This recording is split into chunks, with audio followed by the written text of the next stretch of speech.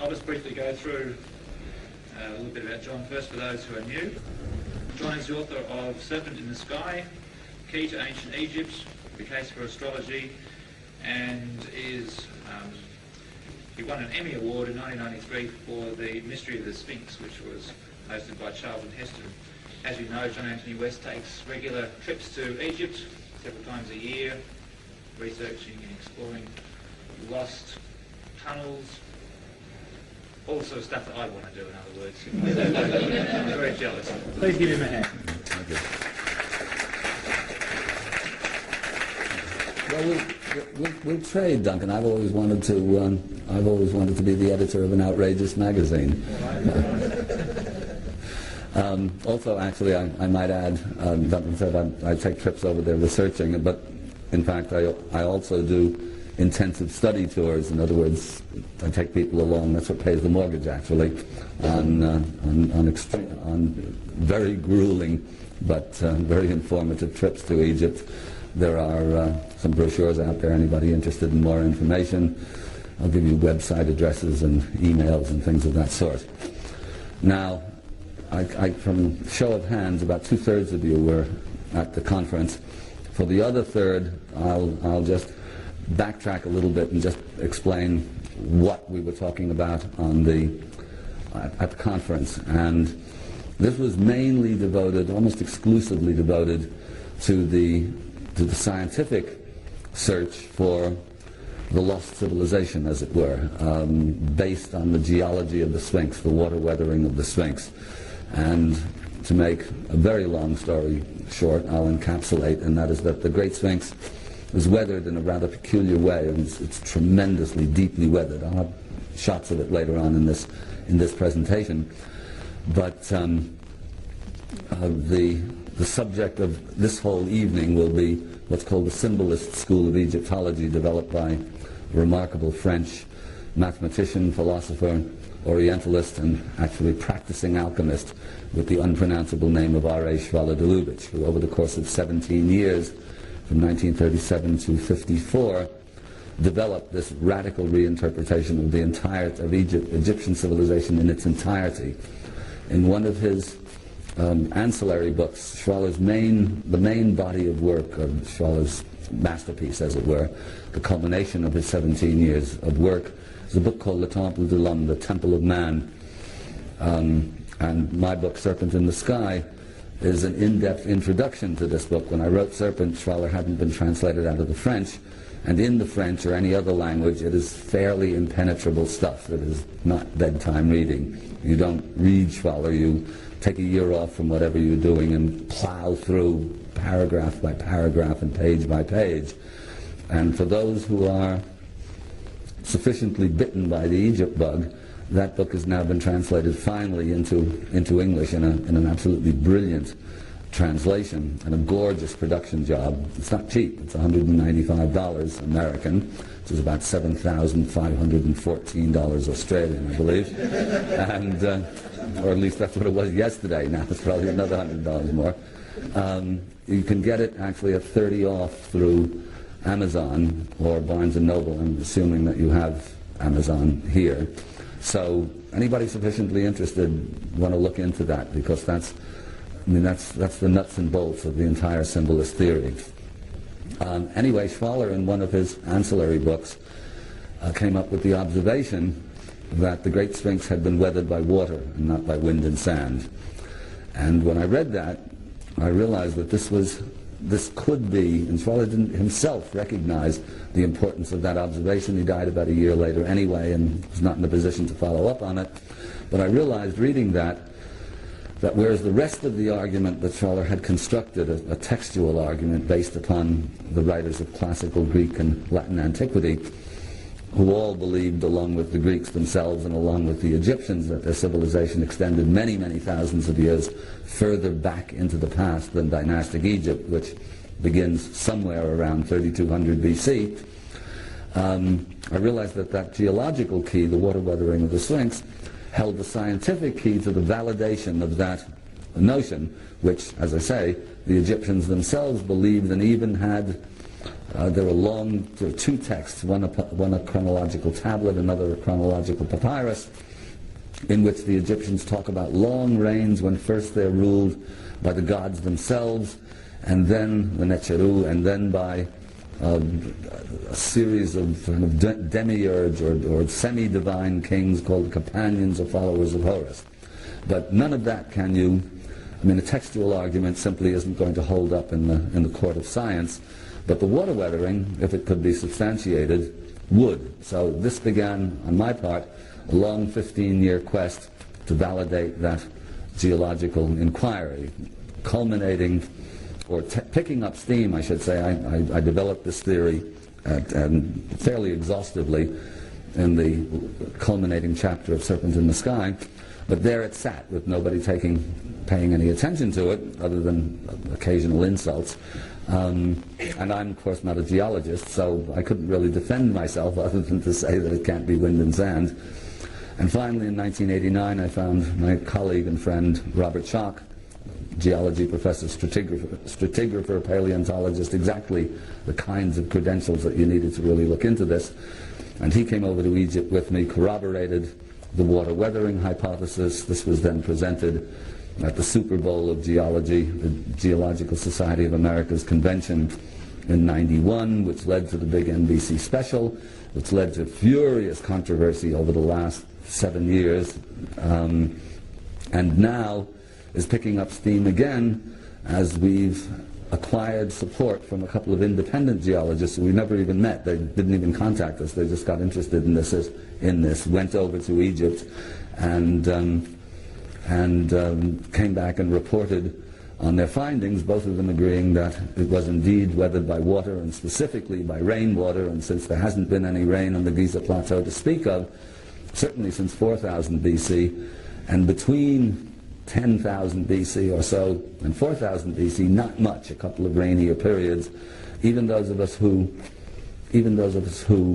are agreed that the Sphinx is older and that it's rain-weathered disagree amongst ourselves or between ourselves as to the actual dating. One of the new geologists who've shown themselves, come out in support of it, one of them is desperately trying to preserve a dynastic date and thinks that it's done in the second dynasty, that is to say just a few hundred years older than it is now. This actually won't account for that kind of dramatic weathering. Schoch takes the most conservative position allowed by the data, which is fair enough. He's a geologist, but and a scientist. He's got tenure after his name, so I mean he's got letters after his name, so he has to be cautious.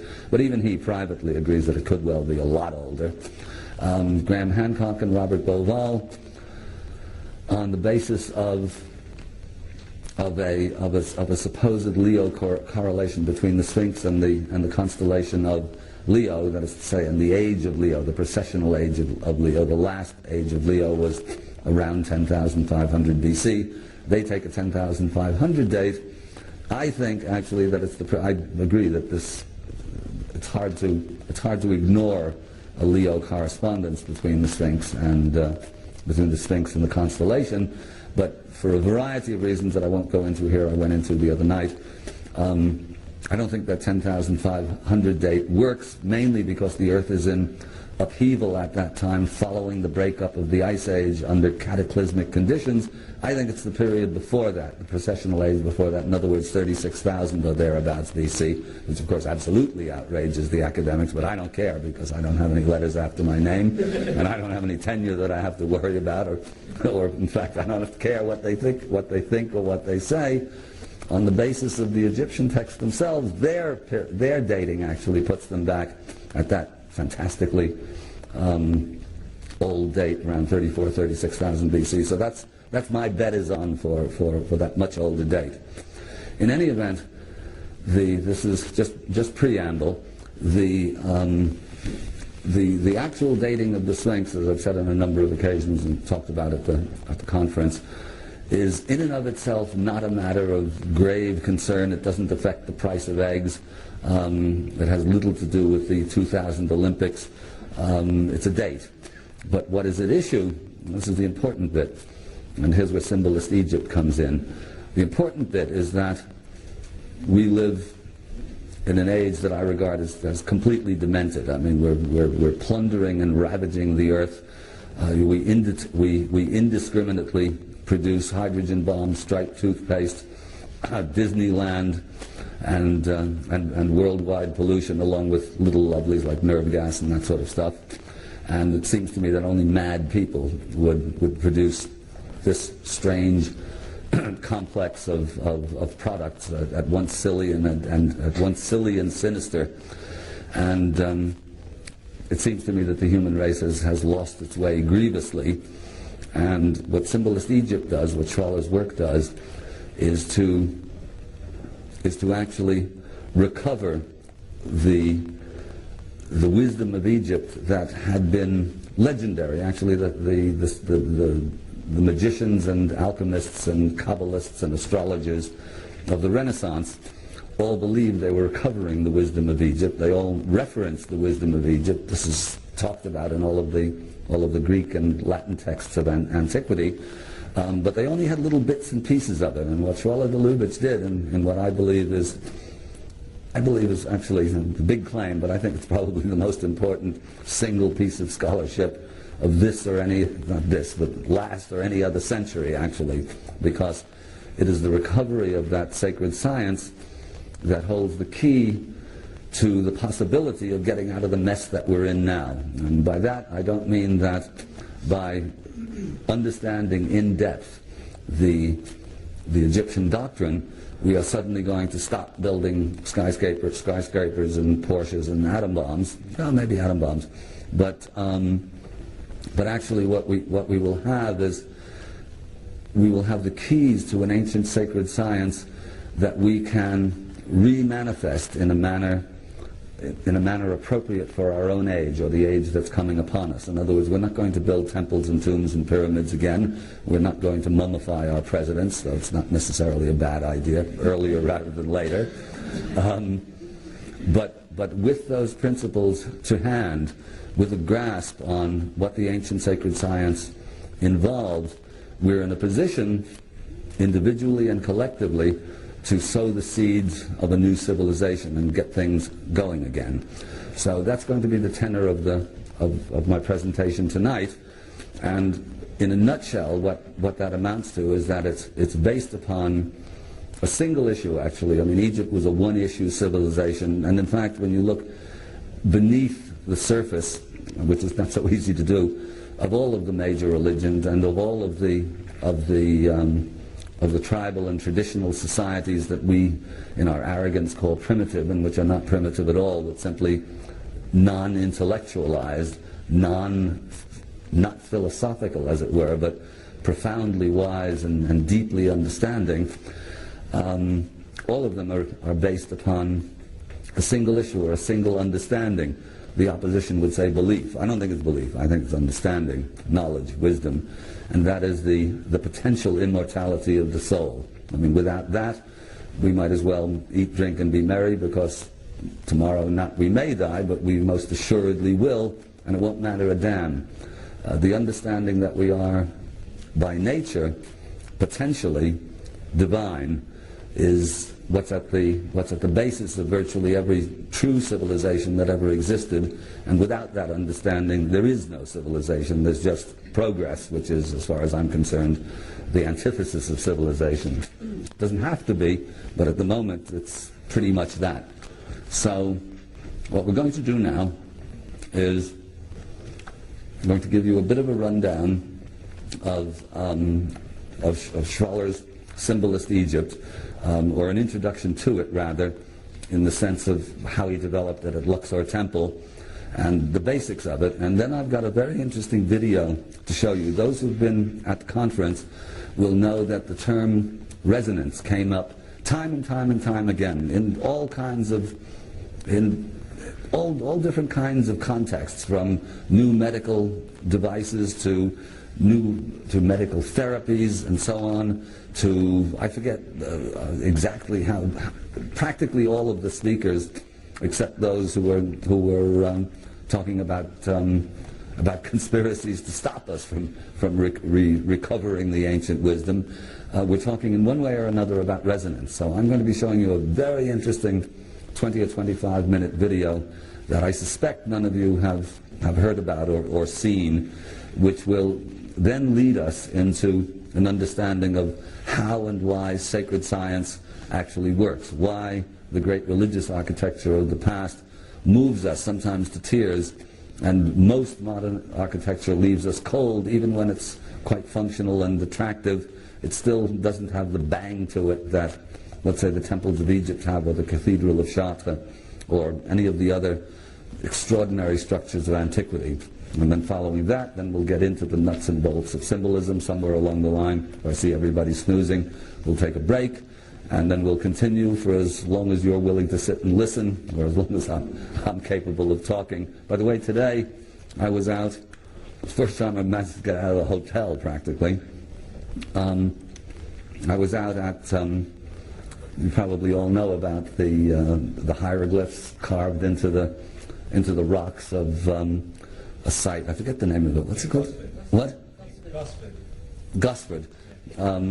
Carved into the rocks there at Gosford, and which is apparently a very heated controversy about that. Nexus published an article some years ago, and I don't really have the hieroglyphs fluently, and I gave them to a friend of mine who had them a bit more fluent than myself, but was not actually an expert, and he found all sorts of strange discrepancies on the basis of the photograph. But still, it was not a definitive opinion, but there was no way for me to chase it up any further. But subsequently, over the last couple of years, I've become quite friendly with a very rare character, an open-minded Egyptologist. Actually, among the world's shortest books. Do you know those whole series of world's shortest books running around a few years ago, like Who's Who in Puerto Rico, a biographical dictionary of Italian war heroes, Welsh gourmet cooking. There was a whole lot of world's shortest books. Well, New Ideas in Egyptology may be the shortest of all.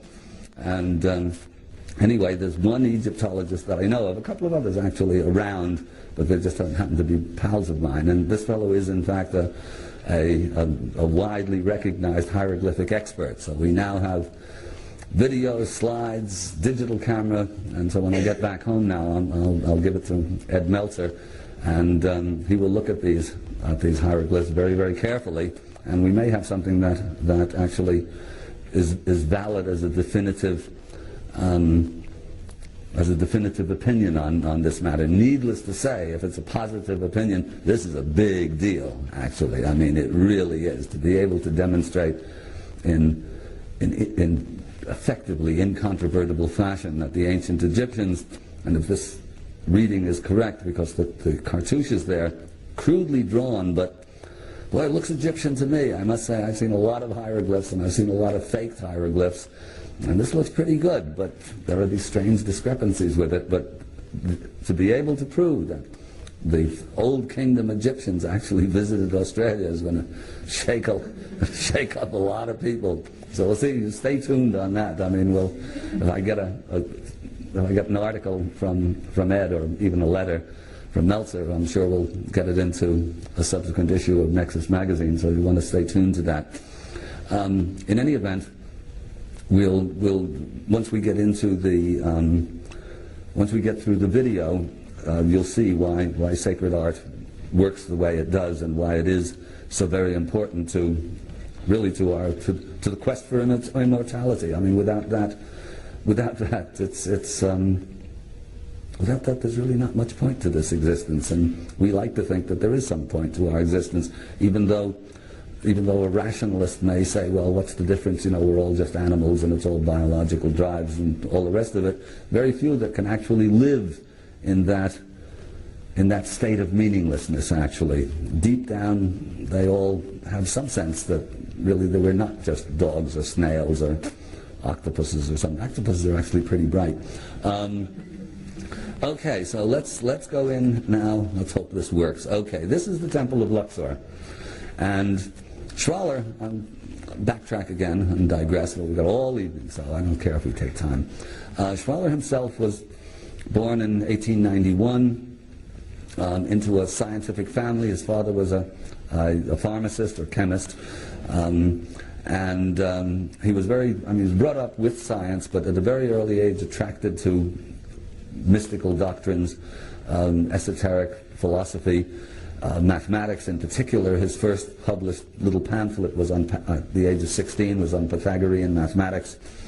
He was recognized pretty well among his peers, and actually the generation older than himself, as a kind of a boy genius. And he always had followers. I mean, he always had people who regarded him as a wise man long before his time, even when he was very young. Egypt was never his principal or even a casual interest. He was more interested in the Western Hermetic tradition. He was, as I said earlier, a practicing alchemist, and seems to have reproduced the stained glass used in Chartres and certain of the other cathedrals of the High Renaissance, and that secret was subsequently lost. In other words, those of you who've been to Europe and seen Chartres and Notre Dame doesn't have much left, but Bourges and a couple of the other cathedrals will know that the great stained glass windows of the High Gothic of the 12th and 13th century have a quality that was never equaled afterwards, even though the cathedrals later on themselves were higher and bigger and so on. None of them have the magic of Chartres and Bourges, and a handful of other in France, basically, a couple of them in England, in Ely Cathedral, a couple of others. Anyway, Schwaller apparently reproduced that glass, and then in 1937, with his wife, he just happened to go on a trip to Egypt. It was mainly just for fun. It was a holiday, and in the Temple of Luxor, and this is the Temple of Luxor, walking through there, and this is a pretty ruinous temple. It's fabulous and huge and magnificent, but it's pretty much in ruins. He had this moment of what poets call inspiration, and mystics call revelation, and scientists call hypothesis formation, because they want to make it sound as dull as possible. So he had a hypothesis formation that this extraordinary temple was an exercise in harmony and proportion. Now, harmony and proportion at that time, and still in any textbook any of you or any of your kids will be given as gospel, as it were. The inventor of harmony and proportion was a Greek, was the legendary Pythagoras. Doesn't matter that Pythagoras, according to his own biographers, supposedly spent 22 years studying under the priests of Egypt, but the Greeks, and Pythagoras in particular, is supposedly responsible for the invention of harmony and proportion. So Schwaller had this notion, walking through this temple, very ruinous temple, that it was in and of itself an exercise in harmony and proportion. If that were the case, and Schwaller always believed, or had kept an open mind to the notion of more ancient knowledge and lost civilizations and that sort of thing, if that were the case, if he could prove that, Schwaller would push the understanding of harmony and proportion back at least 1,000 years, because the Temple of Luxor is built about 1,000 years before Pythagoras, and by extension it would push it much further back, because the Egyptians of the New Kingdom around 1300 BC obviously didn't invent this out of the blue. Virtually every building in Egypt, including pyramids of the Old Kingdom and the temple complexes of the Old Kingdom, are similar, as it were. I mean, they have the similar feel about them, let's say, that Luxor has. So a demonstration that harmony and proportion were known to the Egyptians would be a major scholastic revolution, as it were. So now here's a picture of Luxor Temple from the air, and you see how this strange goes straight along here and then has this strange skewed axis, and actually it's even stranger than that. You don't see it here, but even these halls here that look as though they're right angles are in fact not right angles. The temple is actually built upon 3 separate axes, and the reasoning behind this I won't go into. It's simply too complex. But as you see, walking through something like this, you wouldn't get the sense that it's harmony and proportion necessarily. But anyway, Schwaller decided to stay there, at least for the while, and to take careful measurements and to see if they could find harmony and proportion written into the plan of Luxor. He was lucky because at that time there was a French archaeological commission that was busy measuring the temple down to the millimeter, so he had absolutely accurate, unchallengeable data to work with. After about a month, he was there with his wife, Isha, and his stepdaughter, Lucy, who was a very accomplished draftsman and artist. After about a month, they discovered, sure enough, that when what they were looking for specifically, I should say, is the famous golden section, which is expressed mathematically as 1 plus 5, 1 plus the square root of 5 over 2. And this is a proportion that was known to the Greeks, used in the Parthenon, used by the Latin architects, and subsequently by the artists and architects of the Renaissance, and of course was also supposed to be a Greek invention. Schwaller reckoned that if he could find the golden section, or phi as it's written, written into the plan of Luxor, well, the case would be proved, as it were, and everybody would have to change their minds, or so he fondly believed. After about a month, changing the minds of Egyptologists is not so easy, or archaeologists. After about a month, he found, sure enough, that not only did he find the golden section, but he also found the musical scales written into the measures and proportions of Luxor, and he found them deployed with a sophistication and a complexity that far exceeded anything the Greeks had subsequently done. So, fired by this, he suddenly realized that he had found, effectively, he found the key to Egyptian architecture, but fired by this, the mathematics led him first to the geometry, and then into the symbolism and the mythology, and finally even into the astronomy, the medicine, and all of the rest. He stayed there. I mean, once the war broke out, he was there in 1937, so the Spanish Civil War was just about to break out. Egypt did not seem a bad place to be, but in Europe, that's for sure. I mean, you could see that Holocaust coming on. So he stayed in Egypt until 1954, and got out just before Nasser came in. And actually, I don't know if any of you have heard of the great Egyptian architect, died a few years ago, called Hassan Fatih. Wonderful man, one of the great architects of the 20th century. And Hassan Fatih died a couple of years ago, and I got to know him fairly well. And he, in fact, had studied with Schwaller, and in fact, learned about sacred architecture from Schwaller de Lubitsch. And Hassan Fatih was himself recognized as the foremost expert on Islamic sacred architecture. But I said to him at one point when we were talking, and I said, well, how did Schwaller know to get out of Egypt in 1954? And he just sort of put his hands up and he said, that man knew everything. An interesting line from a very eminent man himself. Anyway, Schwaller started working on the temple here and finding these mathematical proportions written into all of the chambers and halls and so on. Moreover, he was struck by, there's the plan. I have this. No, I do have it right. Anyway, you'll see that this is just the geometric.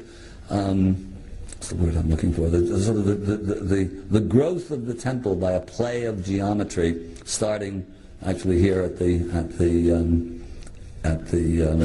this Holy of Holies, the central sanctuary, which serves as the seed or germ from which all Egyptian temples grew.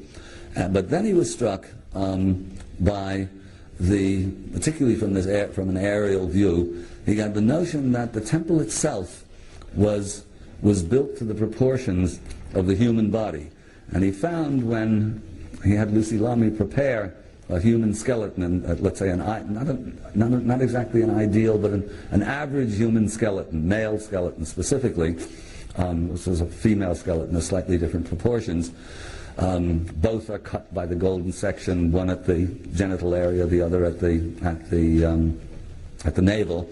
And Schwaller found that when a skeleton was prepared separately, according to the best biometric methods known at the time, and superimposed upon the temple, sure enough, all of the main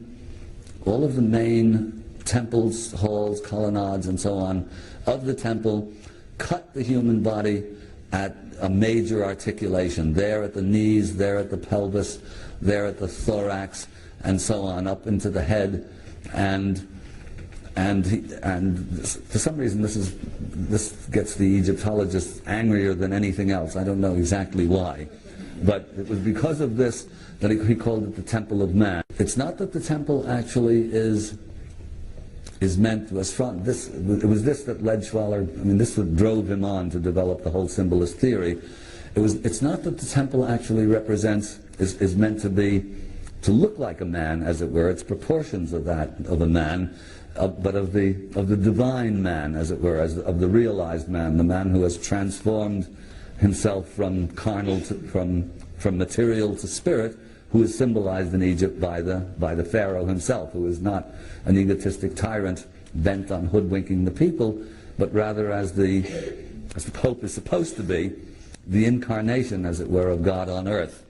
And Luxor, as Schwaller developed this, and he developed it with innumerable pieces of evidence to show that the symbolism, for example, in this hall representing the lower leg, the symbolism of that hall is all of action, of people setting off, left, right. There's a hall of marching colossal figures of the king there. And in this section here, it's again all action and motion of the bringing of sustenance to Egypt. The whole thing is tremendously complex, actually.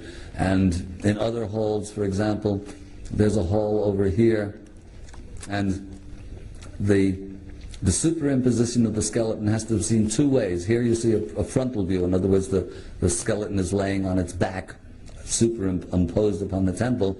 But you have to turn it over on its side, and the profile view also gives you a different connection with, let's say, the bodily centers, as it were. So there's one hall over here. Which one is it now? It's this one, I guess.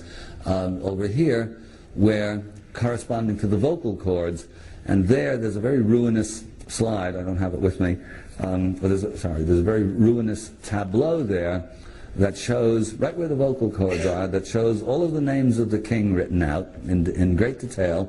But then there's a very interesting scene where the Queen Mother is sitting on a stool with her hands interlaced with the god Ammon, and they're being supported by two other goddesses beneath, and the Queen Mother is being told by Ammon that he is going to visit her in the night and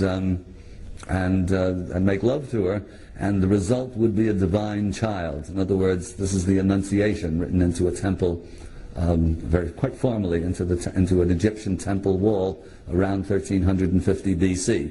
Anyway, Schwaller, much of the Temple of Man, of the Big Book, is concerned with going through the temple hall by hall and colonnade by colonnade, showing how the symbolism corresponds to the vital functions of that part of the body, which in turn correspond to Egyptian cosmology, to sort of the grand scheme of the universe.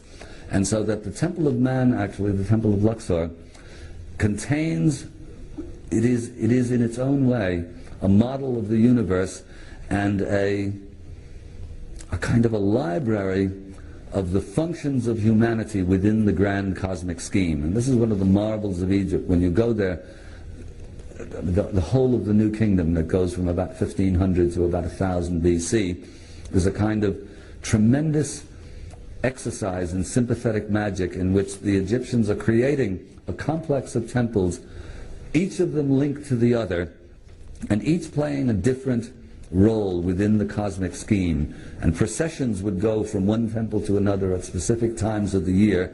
So what the Egyptians were actually doing were living the birth and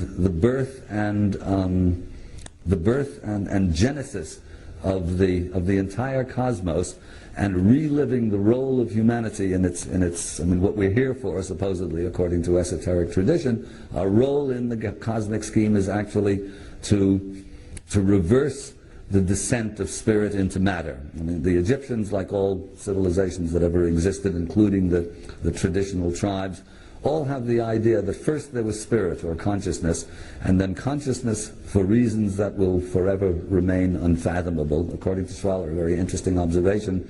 The reason why the divine or God or the absolute or whatever you want to call it, the reason why God decided to create the universe is the only thing we can't know.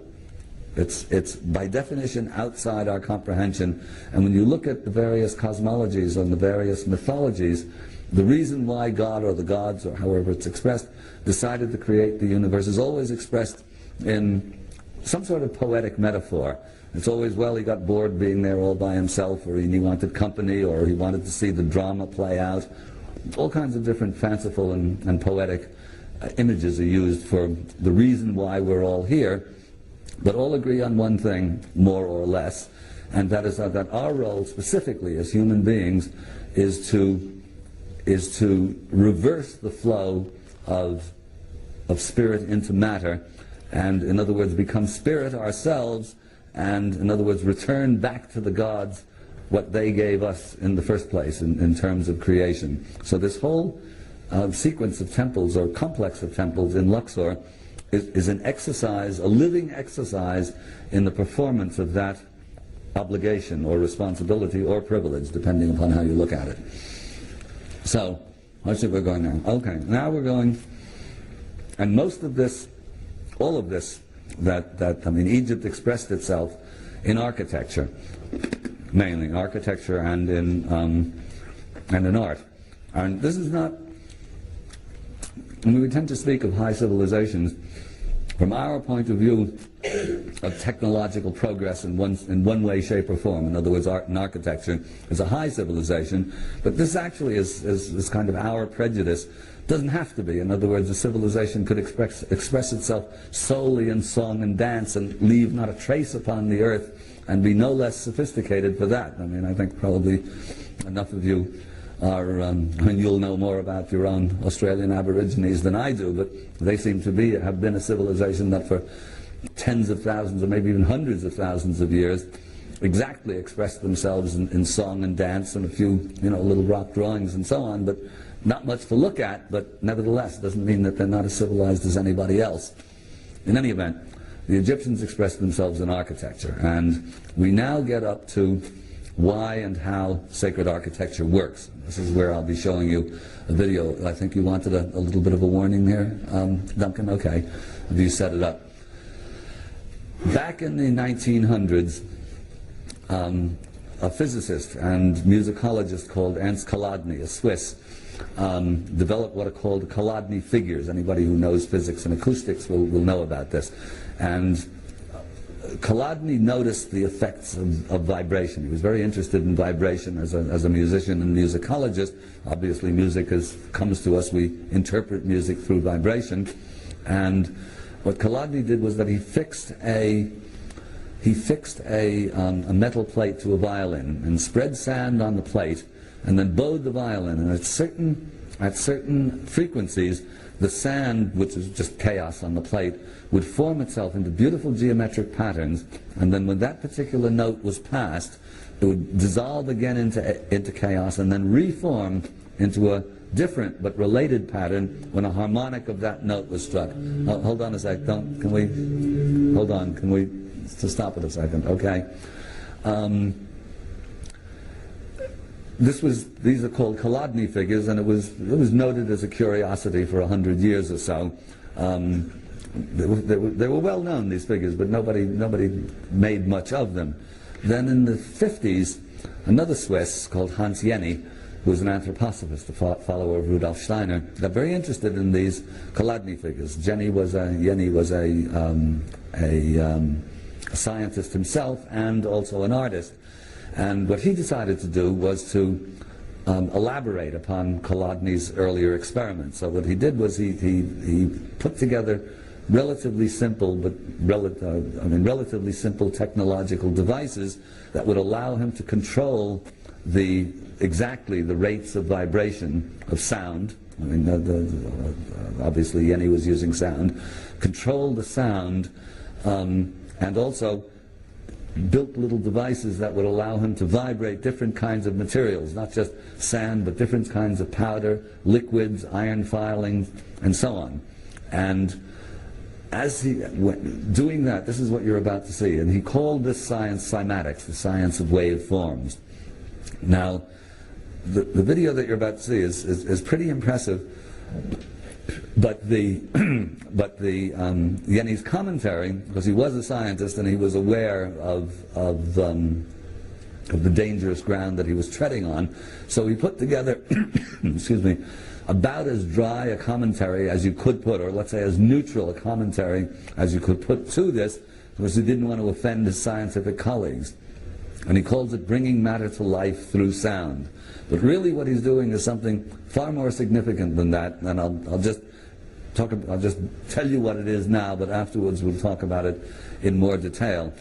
As you all know, the beginning of the Gospel of John is in the beginning was the Word. In French they used to say in the beginning was the verb, le verbe, which actually is, because the verb means action actually. The word could be any old word, but anyhow, whatever the word is, it's a vibratory phenomenon.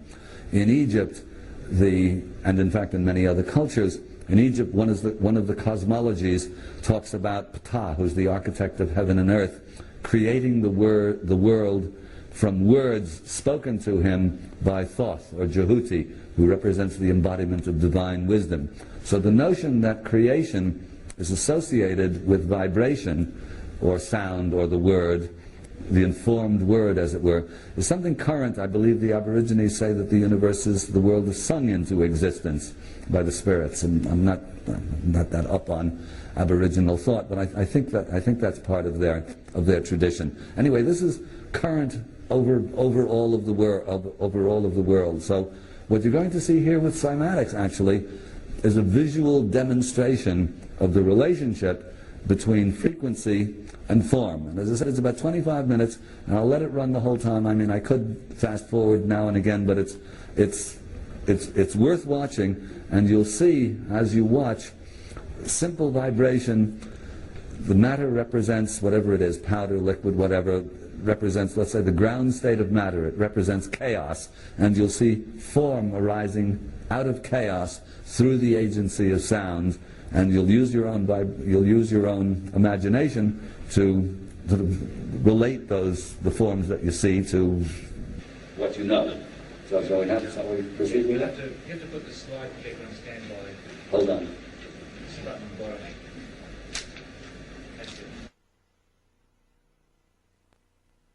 Sit here and then. Yes. Okay. Turn it off, yes. And I can get back to using the slides.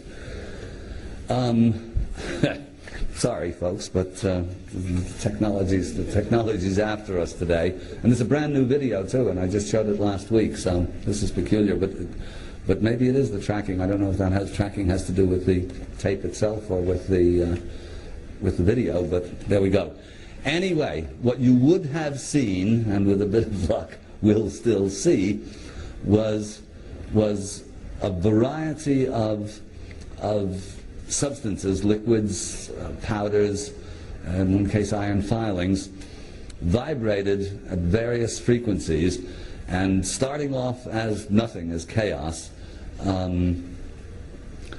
forming all kinds of extremely beautiful shapes. The shot that you saw before, let's see if we can get this back on now. Okay, this is one of the figures that comes out of Yenni's work, actually. I'm not sure exactly which one this is. It might actually be sand. But various powders, like lycopodium powders, all different kinds of things, are vibrated, sometimes on a membrane. In one case, he plays Mozart over a sheet of water. I'm not sure if it's water or gelatin, and then visualize, of course, it sets the water vibrating, and then Yenni photographs it.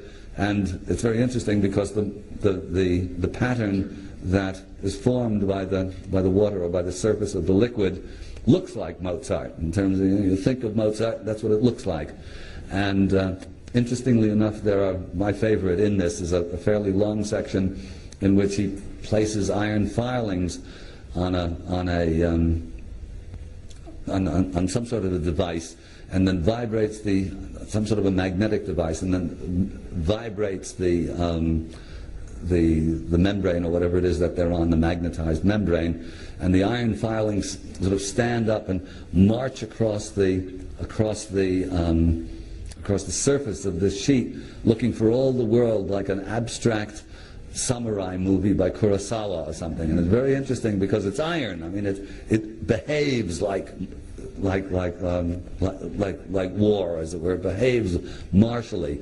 And you'll see, we get this thing working again, you'll see galaxies forming and organic forms, turtles and backbones and animals forming simply out of vibration, out of frequency affecting or frequency creating form out of chaos. And actually one of my objectives, actually, one of the projects coming up in the next few years, I mentioned, I was talking at the conference the other day, we're putting together this Ancient Wisdom Fund, not absolutely at the top of the list, but somewhere along the list on projects that I want to see to try to get off the ground, is to recreate the instruments that Hans Jenny used, and to do a much more high-tech version of this film that I hope you will see, and not pussyfoot around about the significance of it, because the significance is actually deeply profound. And what it relates to, of course, is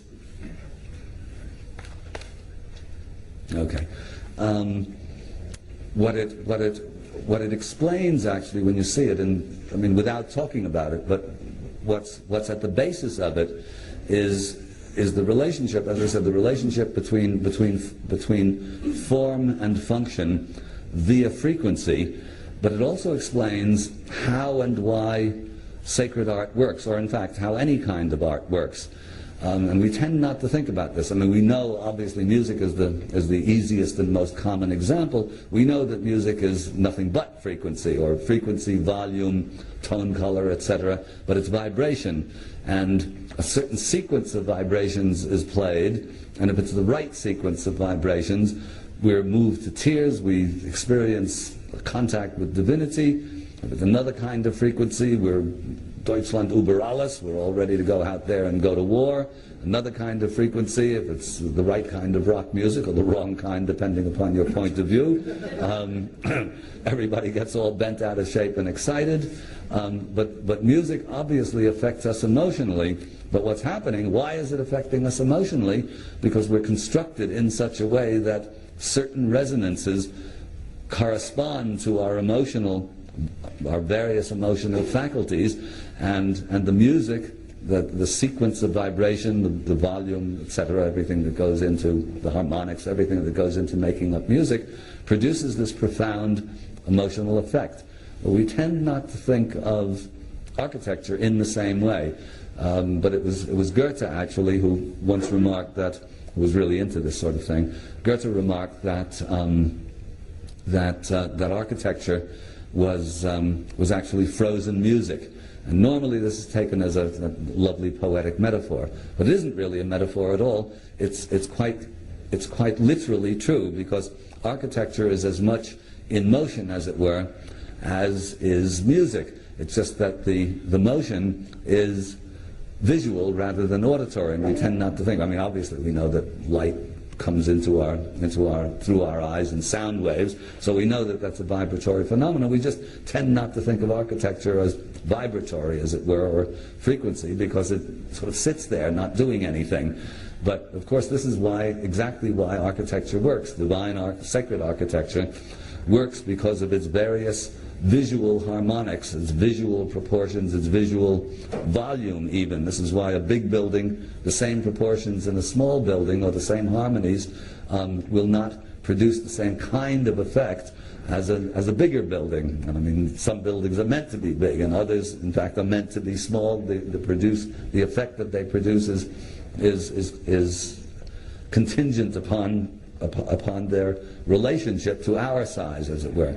So with architecture, and we tend not to think of it this way, but suddenly you realize, and you know when you go into, here in Australia, like in America, there's not much sacred architecture. This knowledge filtered down through the ages, but it was pretty much lost by the end of the Renaissance, or anyway, if not lost, not utilized by most of the architects of particularly the 18th and 19th centuries. In fact, turn of the century, in the middle of this century, there were many architects who were actually hostile to the whole notion of harmonic architecture. I mean, there's a lot of that kind of stuff, particularly in England, where they seem to go out of their way to consciously devise buildings as ugly as possible so that you didn't have to worry about accessing the gods. You could think about mammon all day long and go about your business making things easier for the high priests of the Church of Progress.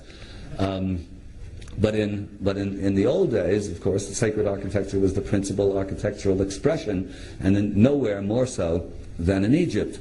So once you understand that the frequency, let's say the frequency or the stone music of architecture is what produces its effect, you then begin to understand why, when you experience this, when you walk, particularly in Egypt, where the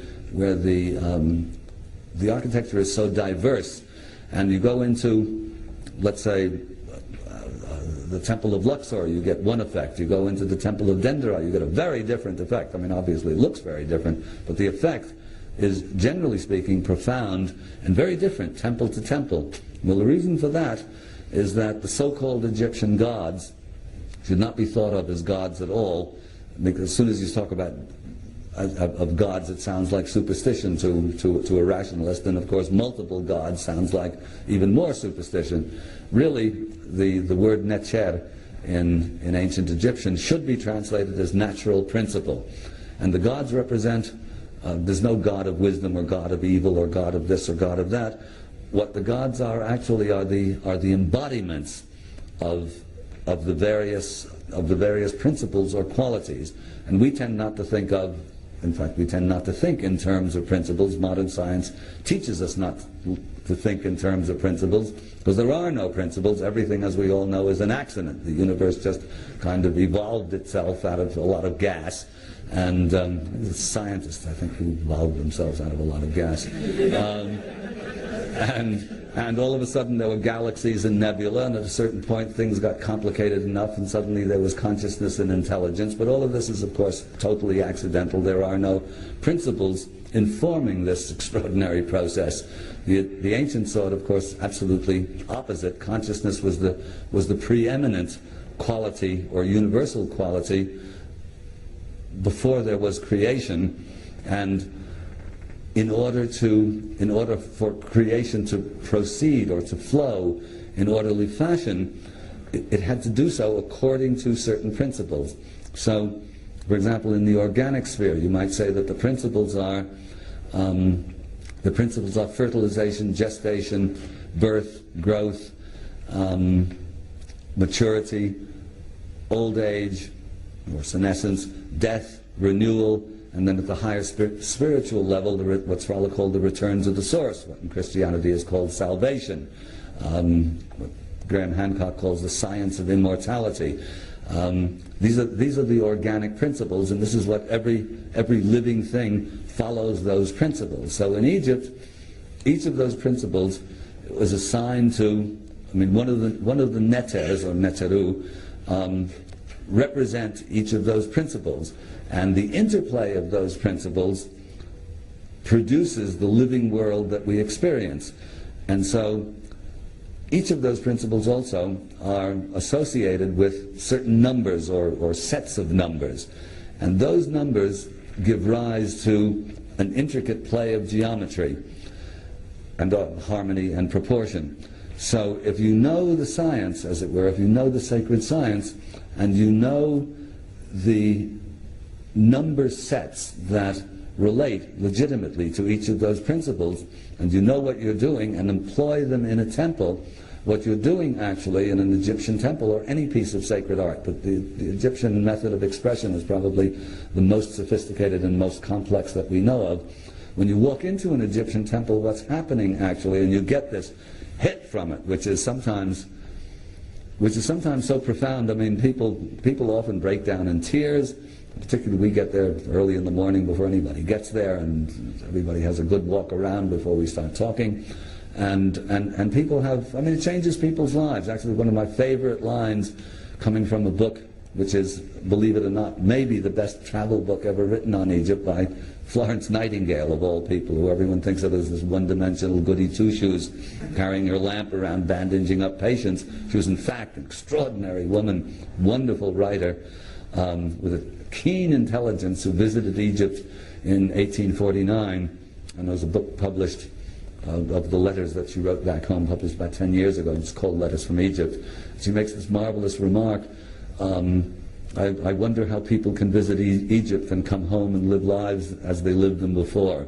And in fact, what happens very often in Egypt, you get home, you don't want to live your life the way you lived it before. But you walk into these temples, and there is this prodigious emotional reaction to that temple. And what's happening actually is that because of its constituent geometries, harmonies, proportions, etc., you're having the principle that the temple is consecrated to evoked within you. So when you walk into a Hathor temple, you're experiencing Hathor. When you walk into an Amun temple, you're experiencing Amun. I mean, you don't know that that's what you're experiencing, but you know that that Amun temple is very different from an Isis temple, which is different again from a Ptah temple, etc., etc., etc., etc. So this is the way that the sacred architecture, sacred art and architecture, and all art and architecture work. But if you're in command of a sacred science, as the ancient Egyptians were, and so were the other civilizations of antiquity, the Indians, the Vedic India and China and Japan, everybody has this knowledge, or had it. What distinguishes Egypt is two things. I mean, one is the scale that they built on, and of course the physical nature of Egypt is such that stuff doesn't weather away very quickly. I mean, once you build a temple, it's there for a very long time.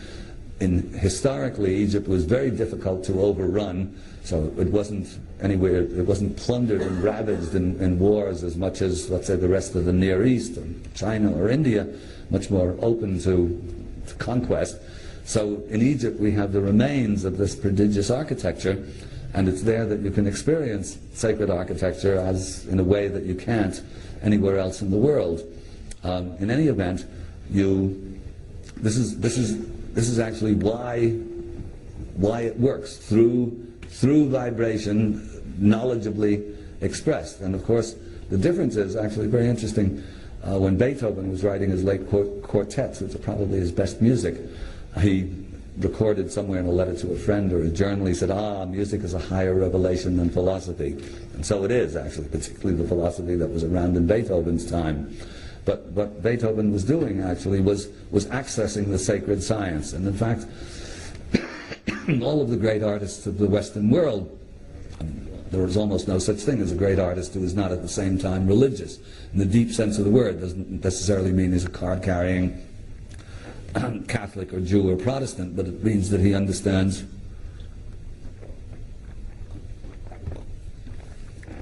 he or she understands that divinity is at the bottom, or responsible for his heightened creativity, and actually but the difference is between the I mean, genius is genius and will access this higher level of consciousness.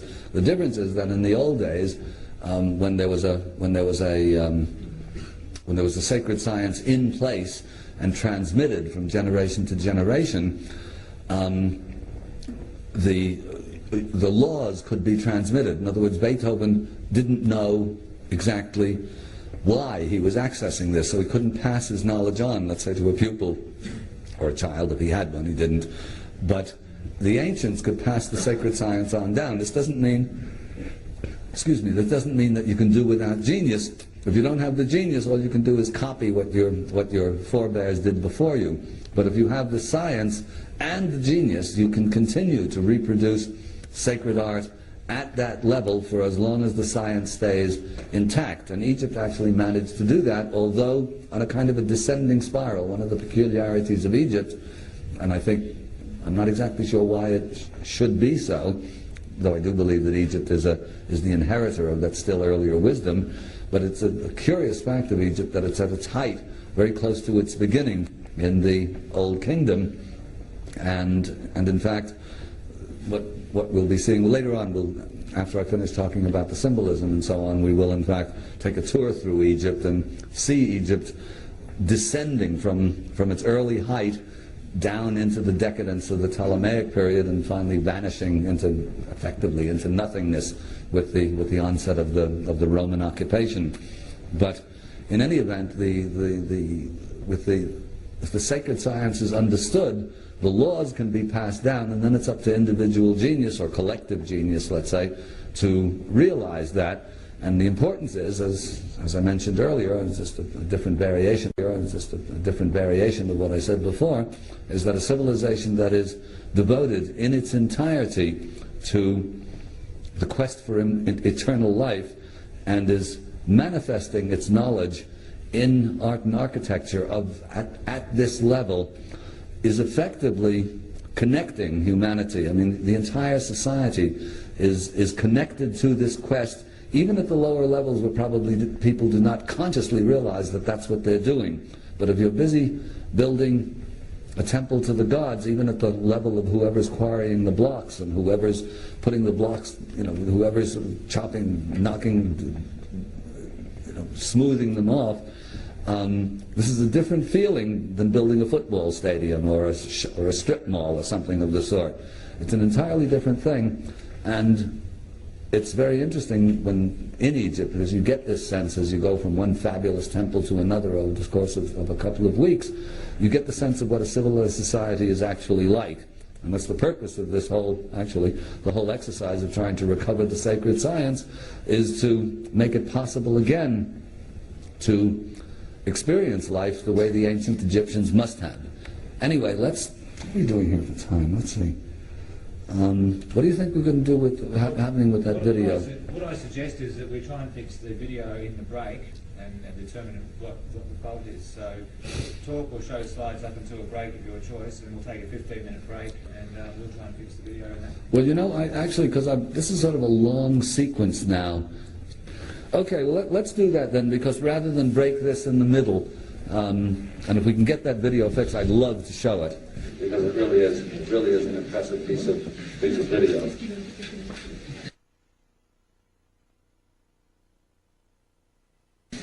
And, no, I'm okay. Can you hear me in the back there? I'm used to talking in the middle of the Egyptian wind and amidst crowds and stuff like that. So yes, we've got the video going. We didn't have, there was one bit was set for NTSC, but the other bit wasn't, so that's a problem is now solved. Without going into the let's say the spiritual and metaphysical significance of it, it's nevertheless a dramatic demonstration, and you use your imagination. Imagine what it would be like in a much higher tech version, not holding back on what it actually means, and using computer graphics and a lot more imaginative production values, as it were. And imagine what this would be in a much upgraded, the Cymatics 2.0, 4.0, and see for yourself. So let's let it roll.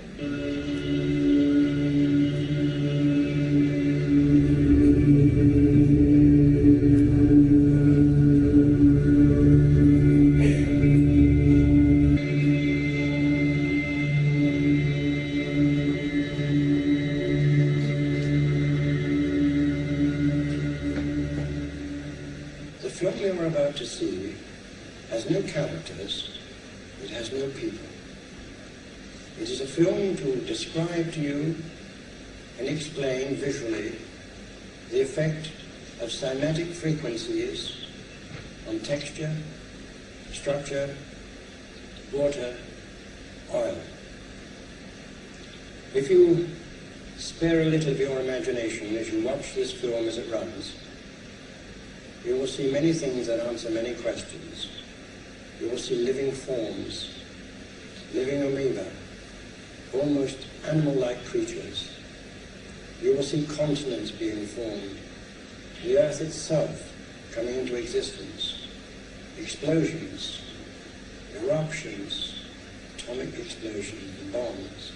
You can see all this and watch it before your eyes.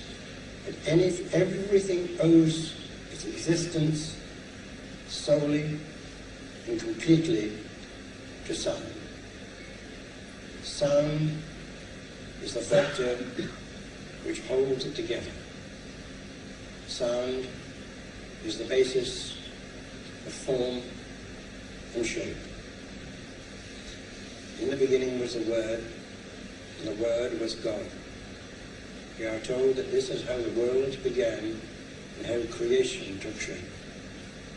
If we put that into the modern idiom and say that into the great voids of space came a sound and matter took shape. Please watch carefully.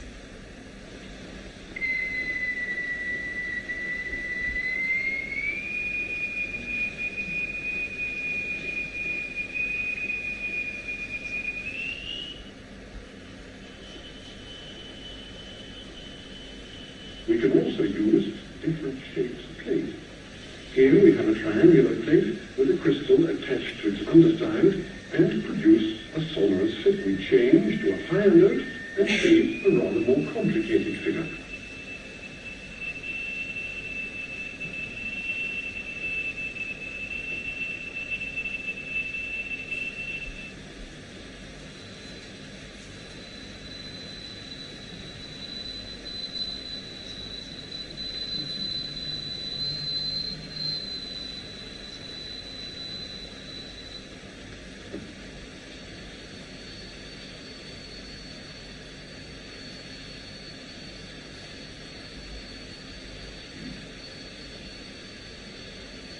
This more elaborate figure, likewise on a steel plate, is also produced by vibration. The exciting crystal is attached to the upper corner of the plate. We use sand and lycopodium. The lycopodium moves to the center of the fields and takes up circular shapes.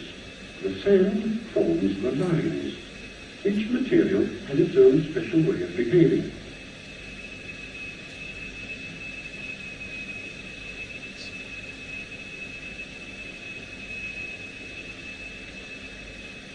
Lycopodium alone, a sonorous figure,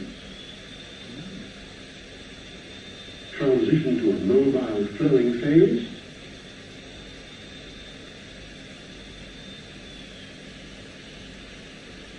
and back again to the figure.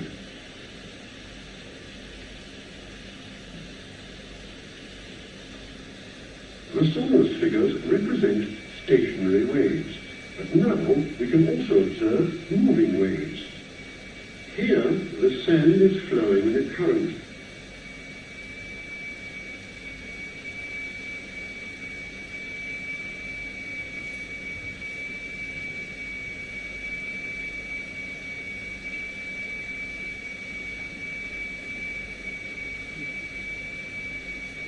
When the wavelengths are short, these currents produce a rotary effect. Areas become defined in which the particles are actually rotating.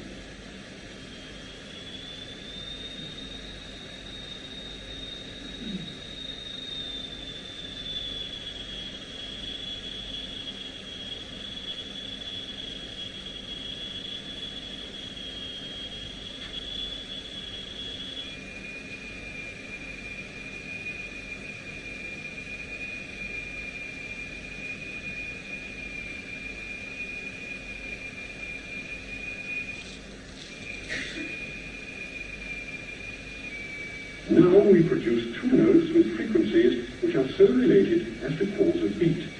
The note seems to throb, and by using the method we have chosen, this phenomenon of beat or interference can be rendered visible. The figure sways to and fro, the figure pulsates.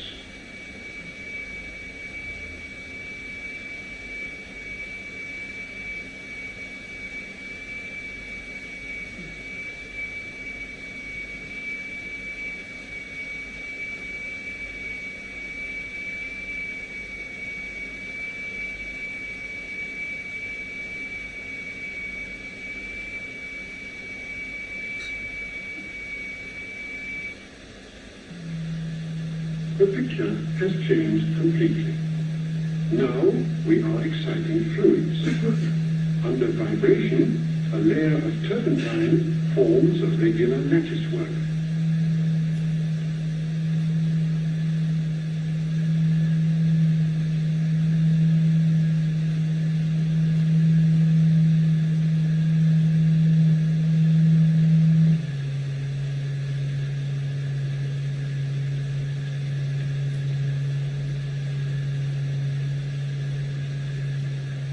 In vibrating glycerin, we see continuous waves which form the queerest figures.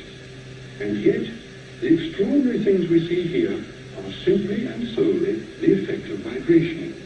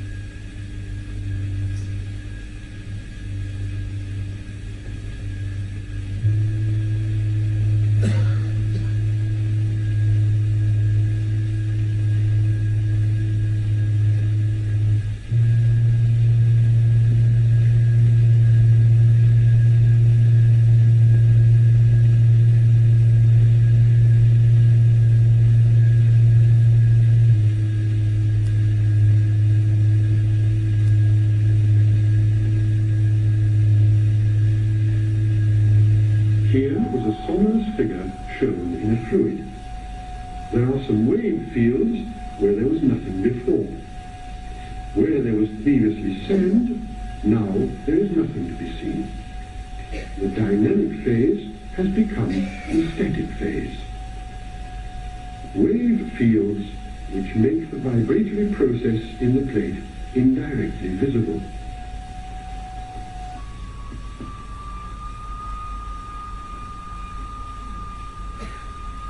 Here again, interference can be demonstrated. All these wave fields pulsate.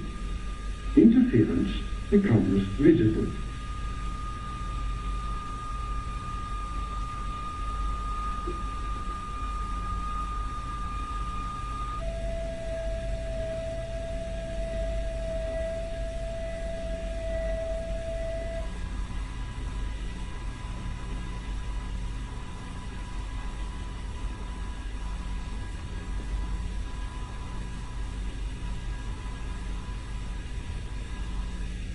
A fluid colored black is dripped into a transparent fluid. Vibration now gives rise to curious eddy formations. It is always a pair of eddies that is created. One pair after another is generated so that we finish off with a whole series of such pairs of eddies in a symmetrical arrangement.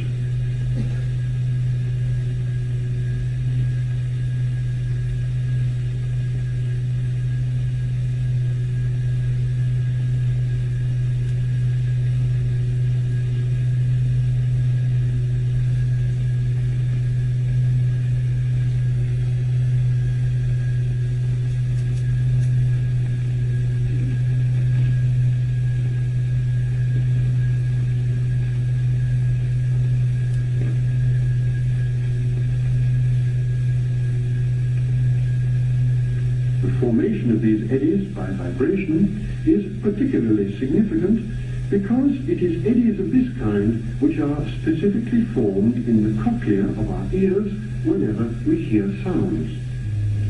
That is to say, they are not ordinary eddies as defined in rheology, but vibratory eddies, with the members of each pair turning in opposite directions.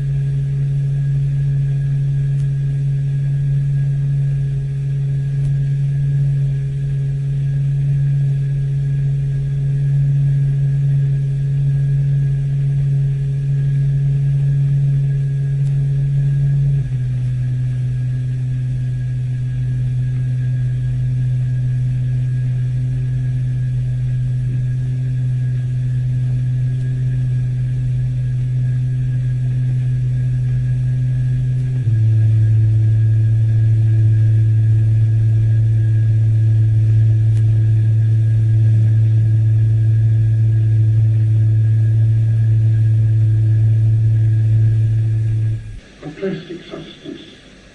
A plasticizable substance is always shaped into a ball by the wave trains of the vibrating membrane. The masses are jiggled around, but gradually proper spherical shapes are formed, created by nothing more than the vibratory process.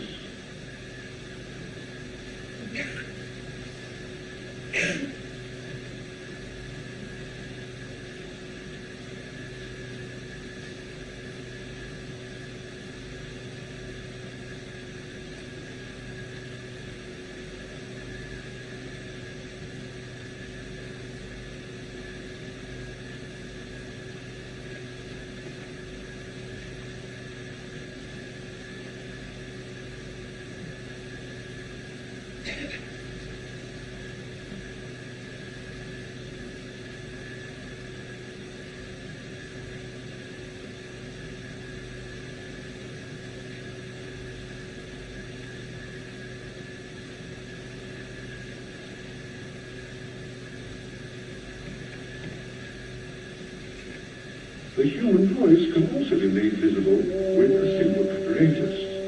The various vowels show typical characteristics depending on the nature of their sound. We can see the spectrum, as it were, of the sounds.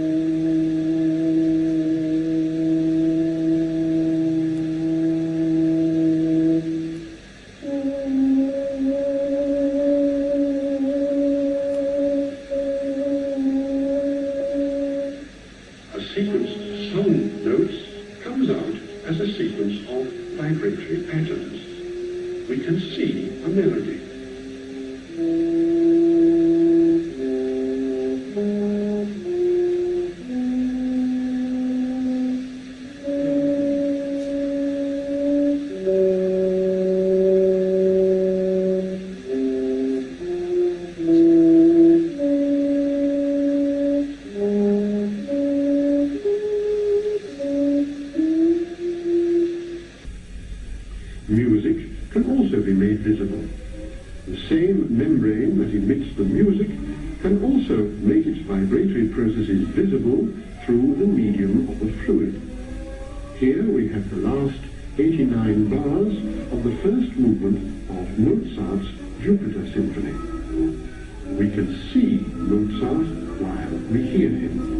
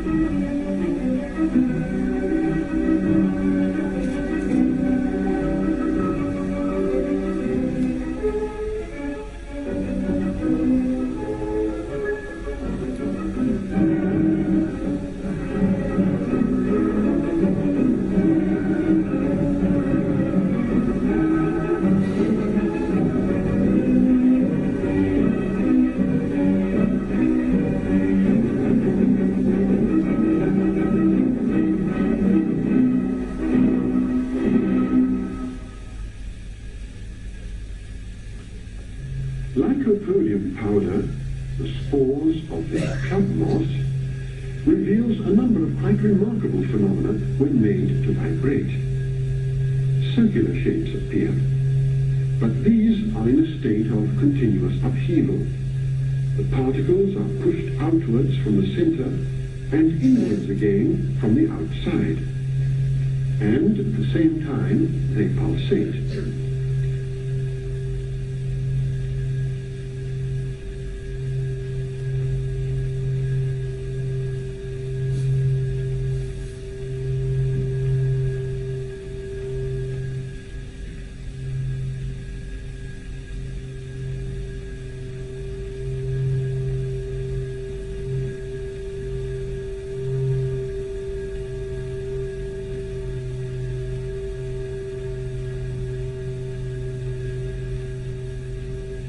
we can recognize the various patterns of the vibratory fields. They move to and fro, unite, and separate again according to the vibratory state of the surface formed by the membrane. And we can, as it were, move over a landscape which is in a state of vibration. If we intensify the note, if we produce a crescendo for the ear, the masses are hurled outwards. We see fountains, eruptions, explosions almost. But invariably, the particles return to the center, so that here again, even under these violently dynamic conditions, we find there is circulation.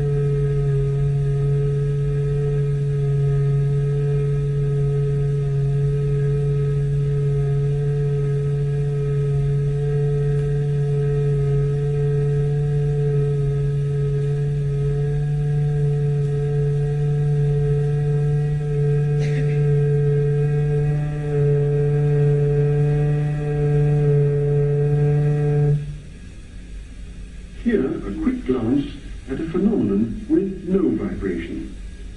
Two liquids which spread by surface tension. No vibration is involved, but this phenomenon also progresses periodically, expressing the ubiquitous law of periodicity.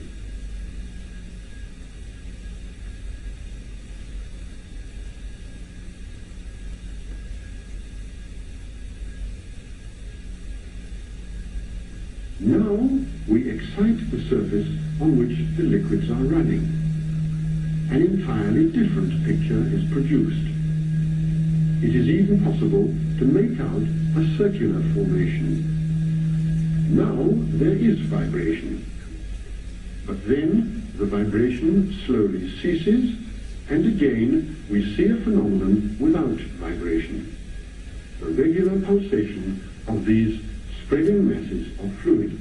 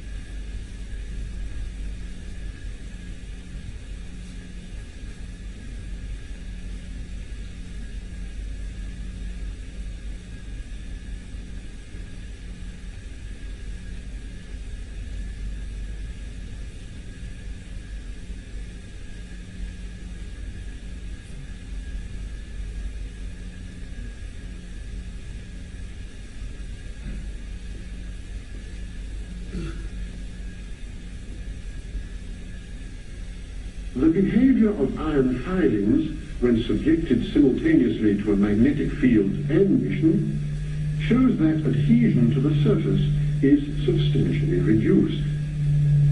The magnetic lines of the force round the poles show up with exceptional clarity. If we cluster the magnetic lines together, we can see the effect on the patterns formed. If we thin out the lines of force, the phenomenon spreads out.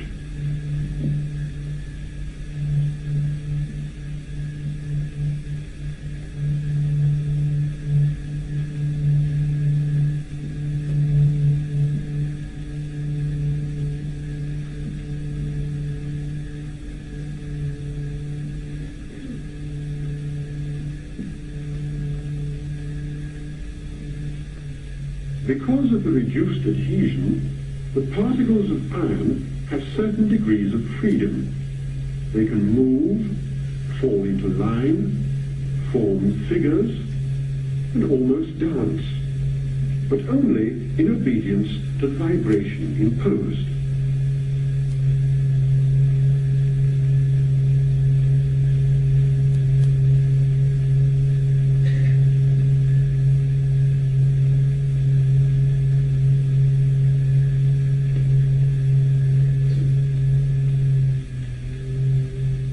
Even these serpent-like formations are produced simply and solely by vibration over areas of the vibrating membrane representing movement processes.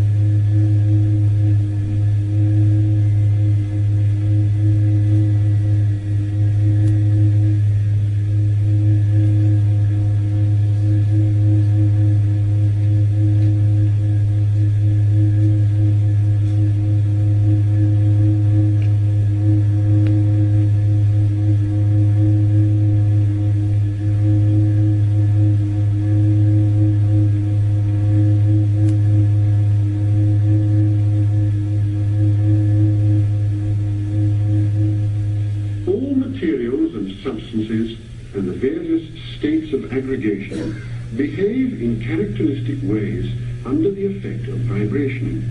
Or we can say that their behavior is specific. Here is a pulp. Here again, round shapes are formed, and circulation is set in motion, but in the opposite direction to that observed with lycopodium.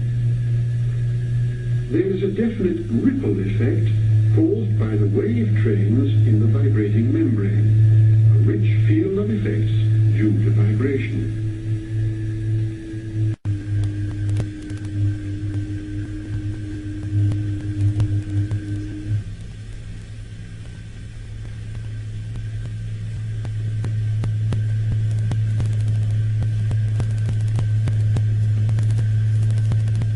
They join together, separate, and pulsate.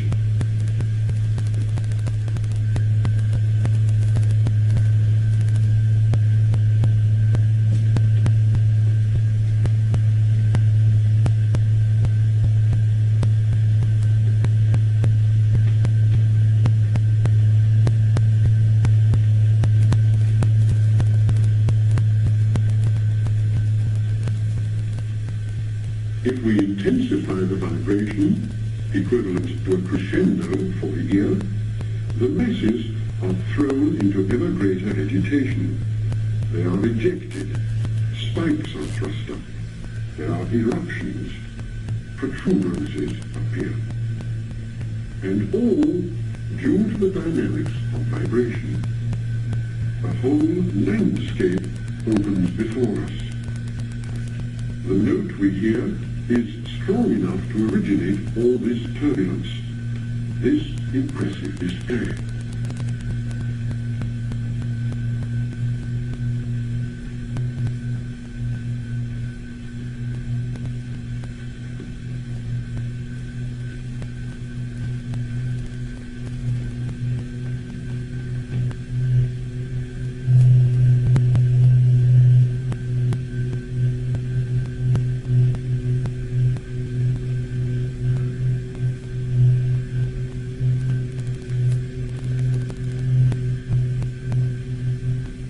And, to end with, here, by way of contrast, is a sonorous figure, a static figure instead of a dynamic one, representing the opposite pole in the vast range of phenomena that make up the world of vibration.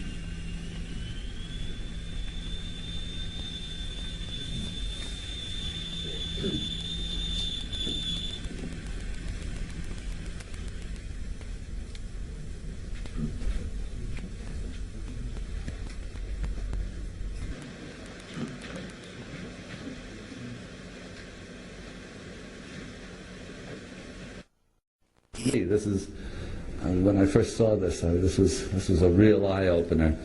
And from it you get the sense, I mean, you can see why, in fact, why music affects us the way that it does, because of course when the music vibrates, we vibrate.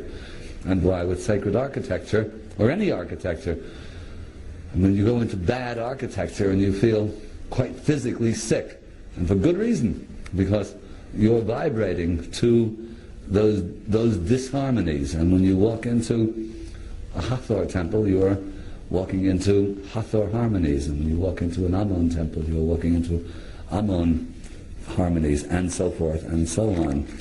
So, in a way, sorry that it was a little bit out of sync, but you get the idea. This is serious stuff. Now, Egypt expressed the connection to the gods via art and architecture, of course. And the art, and the language indeed, was symbolic. And we'll look into that now a bit, because one of the strange things about Egypt, I mean, one of the fascinations with it is that everything in Egypt is symbolic, and we, along with a lot of other things that we've lost the appreciation and the understanding of symbolism. We almost have no symbolism left that's valid, so it's very hard to look at a find my laser pointer.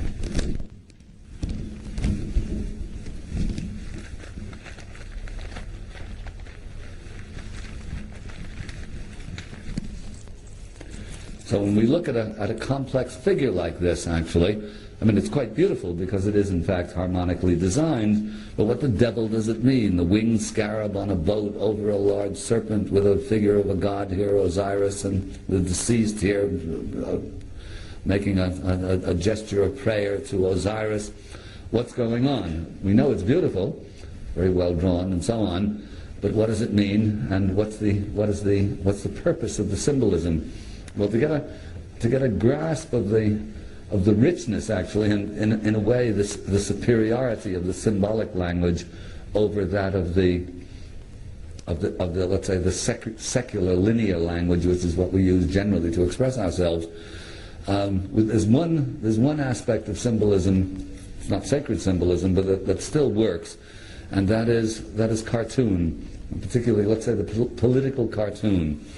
For example, a good cartoonist will take a particular political situation and, let's say, juxtapose Uncle Sam for America, John Bull for England, La Liberté for France, and the Russian bear all cut up into 14 pieces like Osiris in a certain context or juxtaposition, and out of that you'll get, if you know the symbolic language and you understand what everything represents, you'll get from this an instant hit, an understanding of a very complicated political situation. If you're a Martian or an Eskimo or a Zulu and you don't know that symbolic language, all of this will be completely opaque to you. But if you understand the symbolic language, you get, not only do you get a complex picture, but you get it according to your level of understanding. So, somebody not very educated in the symbolic and in the political situation will get one thing, and the same thing, but a much more advanced and sophisticated understanding of it will be had from somebody who follows the papers every day, or a PhD in political science or whatever, and you'll get it instantly. If you try to explain in linear language what the political cartoon is about, you have to start off to say why Uncle Sam is Uncle Sam, and La Liberté, and the Russian bear is the Russian bear. By the time you're done, and then explain the history of the situation, by the time you're done with this, which 3 months will have gone by, and whoever you're talking to will long ago forgotten what you started talking about in the beginning. You've explained it in linear fashion, okay, but the totality of the situation will have long since been lost. Well, if you, the sacred cartoon is, or the religious symbolism is like the political cartoon in that it encapsulates a tremendously complex situation, but to appreciate it, you have to know the language. And of course, with Egypt, we don't. And I mean, even I, after all of these years and years of study, only really can get a tiny percentage of what these sacred cartoons are all about. But if you walk into a temple, of course, you're struck by the beauty of the reliefs, and if you know a bit, you get something out of it. But to an Egyptian priest, walking into any of these temples or any of the tombs would give you this incredibly rich, instant hit of a total situation. Well, this is what we're looking at when we look at Egyptian art. And so I can give you just a brief, as we go through now, a kind of an overview of what we're looking at and what it represents. Here we see the scarab beetle. The scarab is a dung beetle, and it represents, the usual explanation as well, it represents the rising sun. And the Egyptologists sort of laugh and sort of snicker about this, why a dung beetle should represent the glorious rising sun. But to understand what it really is all about, on the exoteric side, sort of the external easy side, the scarab is, the beetle is a little bug that lays its eggs in a ball of dung, and then it rolls the ball of dung along the desert, and in the evening when the sun goes down, it digs a little hole, it buries the ball of dung. And in the morning when the sun comes up, it unearths a little ball of dung and continues rolling it around the desert, supposedly for 40 days. I've never actually followed a scarab beetle to see if it was really 40 days or 38 days or 42 days, but metaphysically or esoterically it's 40 days, which is in fact a number of completion. The 40 years of the 40 days and 40 nights of the deluge. Christ fasted in the wilderness for 40 days. Moses wandered in the wilderness for 40 years. 40 turns up now time and time and time again in a context of completion. Anyway, it's what goes on. So this, you can see, this is a kind of simple-minded, not necessarily simple-minded, but simplistic explanation of why the scarab beetle is associated with the rising and setting of the sun. But really, what it really represents is the transformational power of the sun. And the reason for that is that, as I said, its eggs are laid in the ball of dung. Now what happens is it rolls the ball of dung along the desert, the sun beats down, it ferments the dung, the little eggs hatch into grubs, and feed on the dung, as it were. Now the dung represents matter in its grossest state. The little grubs feed on the dung, and then they go through the second stage, they become a larva, and then they go through into a third stage, and they spin a little cocoon for themselves, they become a nymph, same as a butterfly, actually, and then at the appointed time, the nymph goes quiescent in its little cocoon, and then at the appointed time, it breaks out of its cocoon and flies off into the sunlight, a winged creature, and therefore volatile or spirit. So what the scarab beetle actually represents is the transformational power of the sun, and this is why it's sort of one of the central characters in the great cosmic drama that Egypt is enacting. So here we see the scarab beetle, and it's in a boat here. I'm not sure who's steering the boat, but usually this is the so-called solar boat. It really should be called the boat of eternity, and the boat is generally steered by three characters actually, two of three characters. It's steered either by two characters called Sia and Hu, which represent consciousness and action, or Sia and Heka, who represent consciousness and magic. Magic is the science of transformation. It's not conjuring tricks. So anyway, you get a sense here, anyway, without going into a long palaver, of the profound significance of that scarab beetle. Let's see a couple of other things coming up.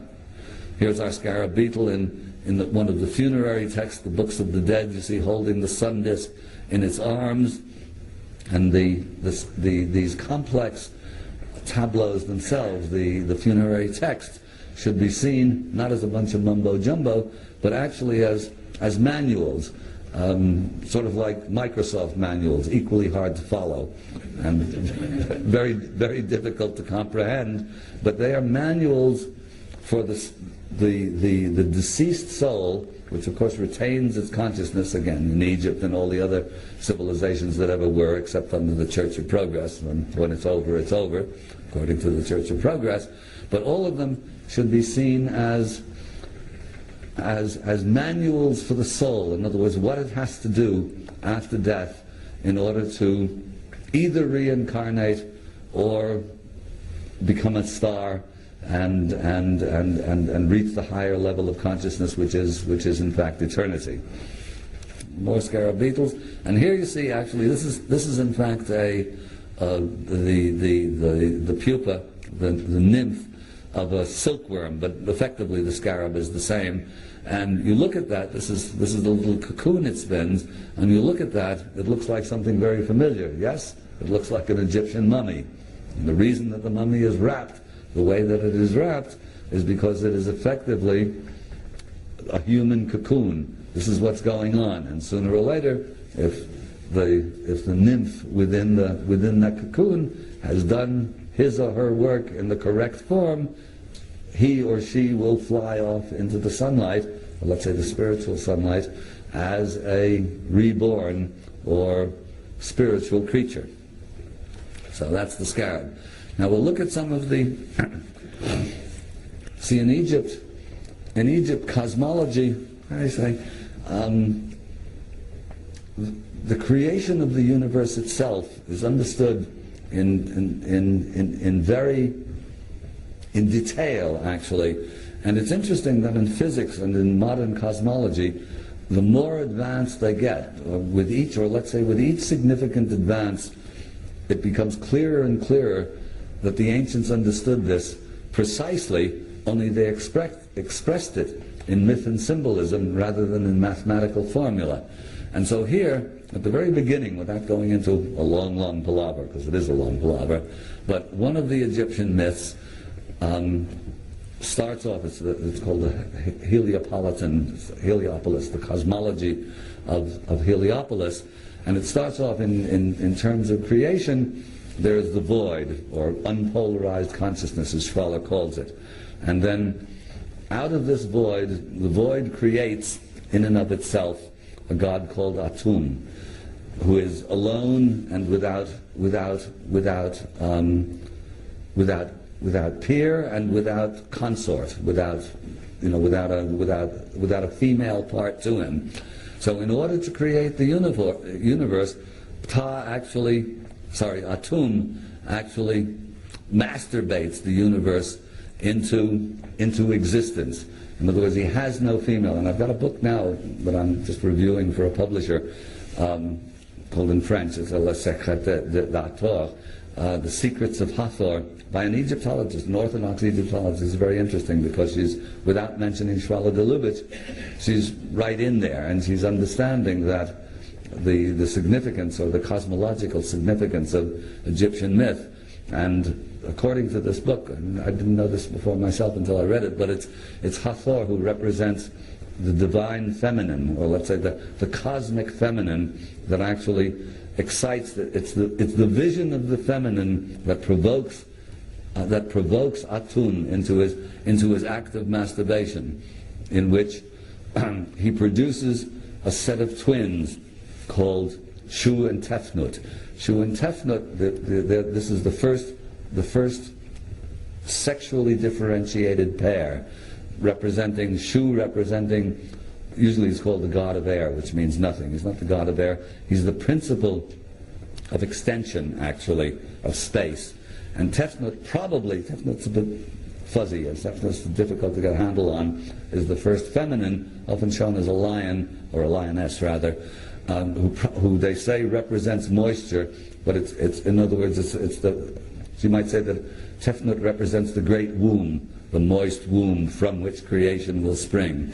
They in turn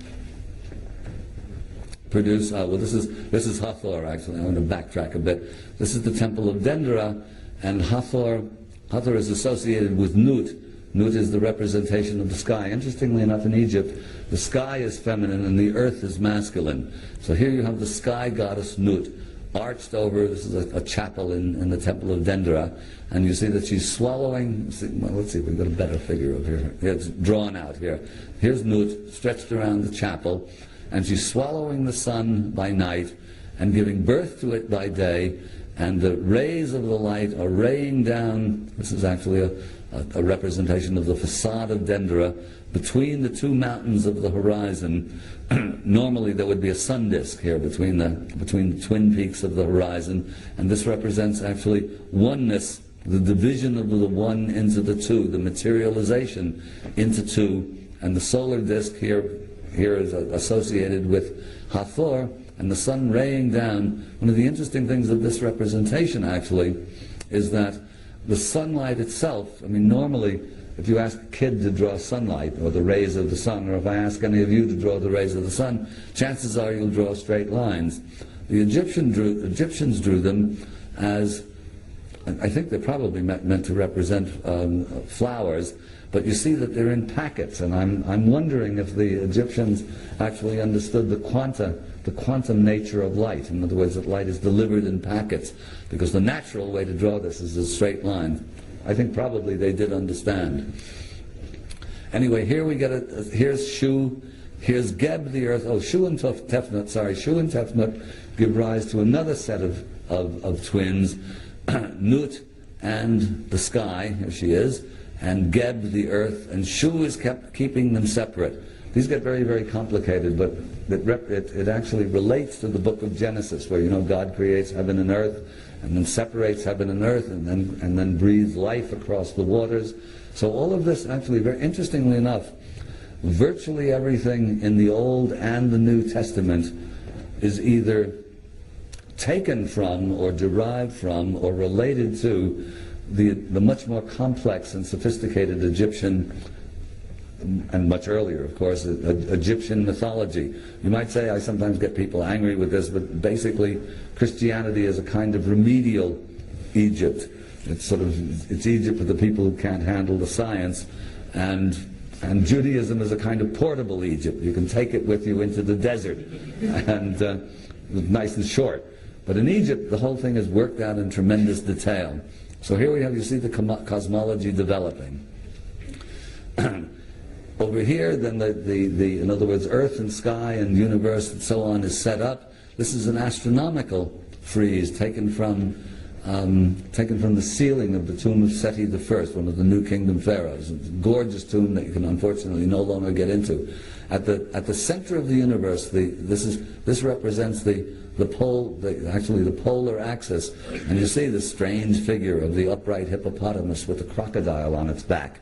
Well, these all represent constellations and stars and so on, but the upright hippopotamus and all of the animals chosen by Egypt to represent their gods, usually described as, you know, some sort of primitive animism, but actually it's a very sophisticated way of embodying the principles in an animal or bird or whatever that best represents that particular principle. In other words, if you want to understand why a particular animal is chosen for its particular role, all you have to do is look at what the animal does in real life, and you'll know why it's that animal or bird or reptile that serves that particular purpose. So, for example, the upright hippopotamus here is a goddess called Tauret, and she represents the principle of pregnancy or gestation, because what could be more pregnant than a pregnant hippopotamus? The crocodile, for fairly obvious reasons, represents death. So at the very center of the universe, as it were, this is what is shown, a cycle of pregnancy, in other words, pre-birth, creation, with the crocodile on its back, or death. So right at the very center of creation, becoming and return are symbolized through these two animals. Now we're getting into, actually we're getting closer to Earth, as it were. These are the ram-headed sphinxes leading into the temple of Karnak. They're the only instance of ram-headed sphinxes that there are, and Schwelle uses this as, I think, very good evidence for the Egyptian knowledge of the precession of the equinoxes, because in Luxor, the chief deity of Luxor during the Old Kingdom, and up to the Middle Kingdom, which stretches, let's say, from 3200 or thereabouts down to about 2000 BC, is a god called Montu, whose symbol is the bull. Just about 2000 BC, with the ingress into the sign of Aries, the worship shifts to Ammon, one of whose symbols is the ram. And in fact, in the texts, Ammon is referred to as the great ram in the sky. It sounds pretty much astronomical, as though the Egyptians knew what they were talking about. So here, right on schedule, the ram-headed sphinxes or the sphinxes of Ammon lead you into this great temple of Karnak, which actually represents material creation. Karnak is connected by an avenue of human-headed sphinxes to Luxor, which, as I said earlier, is the temple of man, or which represents the role of humanity within the grand cosmic scheme. That in turn is connected to a temple across the river. And all of these are connected by axes. In other words, you follow the axis of one, it leads right into the doorway of the other, and then across the river, miles away, leads into the doorway of a temple called Medinet Habu, which represents at once both the creation of the world and its harvest, as it were. So in other words, beginning and end. So the Egyptians are creating this and are living this huge cosmic, this huge recreation, or it's a magical reliving of the cosmic scheme. Then we have Ammon here. That's just a nice little close-up of the ram of Ammon. And now, damn, that one's upside down. I thought I ran through this. Everyone stand on their head, please, and you'll see that this is the Ankh. You see the Ankh upside down, the loop, and the bowl, and the shaft, and the bowl underneath. The bowl represents all. What this means is all life, actually. The Ankh itself, well, we might as well go past that, but I'll explain. No, we'll go back to it. Hell with it. The Ankh itself is a very complex, all the symbols are complex, and arguments about what the Ankh actually represents. One school of thought has it that this represents the pharaoh's sandal. This is typical of Egyptologists. Why should that represent life? Another school of thought has it that it represents all of Egypt. This as the long Nile until it hits the delta, and the loop here, the kind of the oval, representing the delta itself, and this crossbar here representing the division between Upper and Lower Egypt, a division that was maintained throughout the course of Egypt after it was unified, which is usually taken as a political situation, and probably isn't a political but a symbolic situation. The Nile part, which is Upper Egypt, which is the south, representing spirit, actually, and the lower part, the delta, which is the fertile bit, representing matter. And actually, so this is the fusion of spirit and matter. This makes sense. Better sense is that, or actually they're not mutually exclusive, is that it represents the fusion of male and female, the loop representing the womb, and the shaft and crossbar representing male genitalia. And what is life other than what better symbol to represent life than the fusion of male and female? So, starting with Atum, masturbating the universe into existence, we follow the cosmology down to the creation of life itself, in biblical terms, in Old Testament terms, breathing life across the waters. And then we get to the human side of it. Now, I won't go into the complex Osiris myth, but you probably all have a bit of a handle on it. Osiris, the dead king. By the way, how many of you saw the line? It's very interesting the way that myths percolate down through history, and under the right circumstances get revived, and sometimes you don't even know that it's an old myth. How many of you saw The Lion King, the Disney film? Oh, a lot of you saw it, okay. How many of you recognize the story? The critics, most of the critics didn't, so if you didn't get it. But, okay, here's the story. The king lion, who's the good king, beloved by everybody, incurs the jealousy of his mean-spirited brother. The brother murders the king, marries the king's wife, sends the young prince into exile, who at a certain point comes back to avenge the murder of his father. Sounds like a Shakespeare play, yes? Hamlet. But actually Hamlet is a much older story than that. It's exactly the Isis-Osiris legend, in which Osiris, the good king, is murdered by his wicked brother Set, who marries Isis. Horus, their young son, is sent off into exile. At his appointed time, he comes back to avenge the murder of his father, which he eventually does.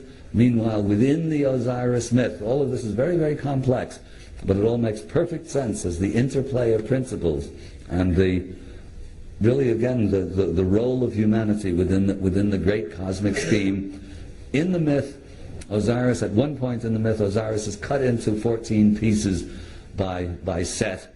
But Isis, who is the mistress of magic, along with other things, goes all around Egypt recollecting the pieces. The only piece that she can't find is the phallus, which has been eaten by, in one context, a fish, in another context or another variation, a crocodile. The crocodile is easier to understand. Both make sense, but the crocodile is, of course, death. So Osiris, who actually represents immanent divinity within mortal humanity, is deprived of regeneration because he's lost his generative organ. He's provided with a golden phallus for a night by the god Sokar, who is actually a form of Horus. Here you see Osiris this is an extraordinary relief at the Temple of Abydos, and you see him with his phallus in his hand, obliterated and effaced by the Christians, no doubt, who are into effacing that sort of thing. But in due course, what happens is that Isis appears, and in the form of a female falcon, or kite in other variations, sort of impregnates herself on the phallus of the dead Osiris, and she will eventually give birth to Horus. This actually is a much earlier representation of the Immaculate Conception. In other words, this is a spiritual. This is the birth of the spiritual human being. In Christian terms, it becomes born again, as it were. But anyway, so here's the human drama evolving out of the great cosmological drama of Atum creating the universe initially.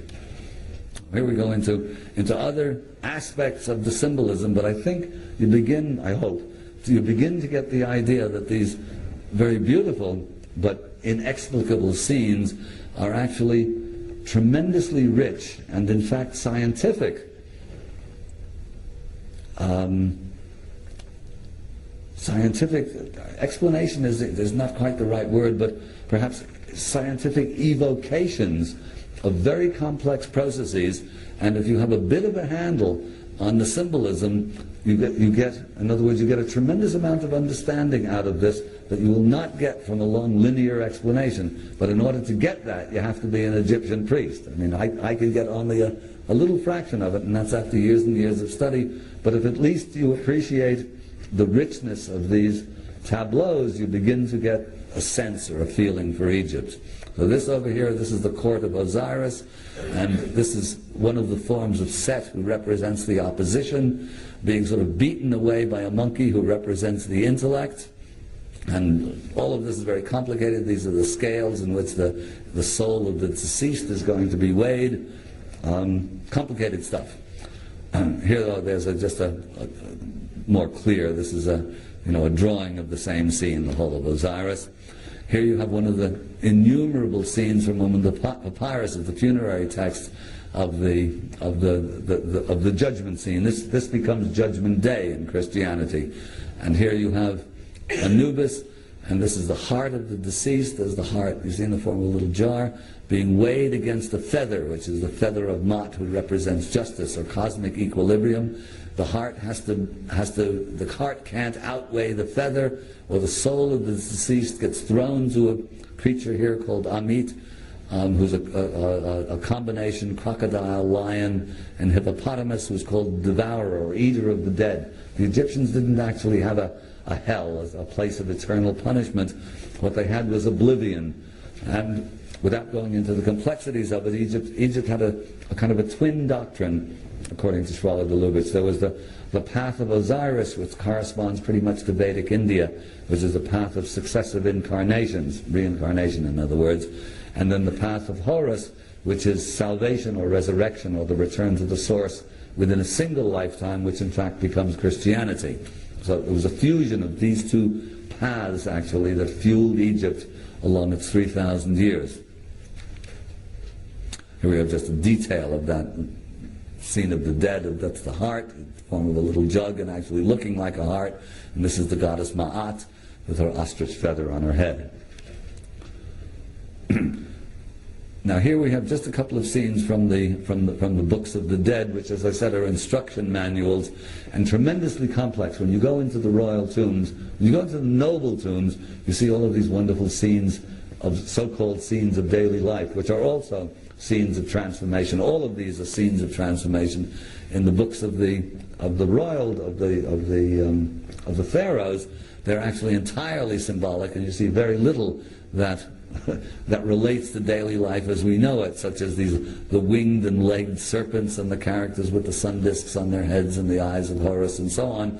This is, even to the Egyptians, this was complicated. The texts refer over and over again to the mysterious land of the Duat, which is the limbo or the state of consciousness that follows death. By the way, I think you will have gathered, well, I'll reinforce the point now, that in classical Egyptology it's often said that the Egyptians were obsessed with death. They weren't obsessed with death. You can say that they were obsessed, but what they were obsessed with was eternal life, which is a very different outlook upon life, actually. Everything was directed toward and focused upon that single issue of life eternal.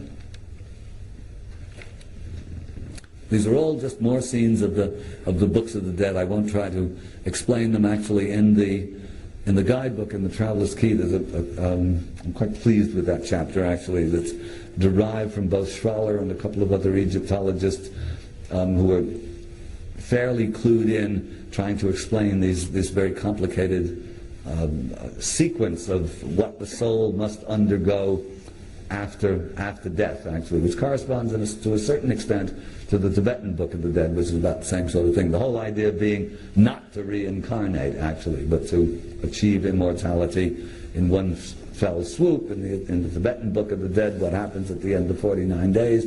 They say, sorry guys, you didn't make it, better luck next time, you're going to have to come back.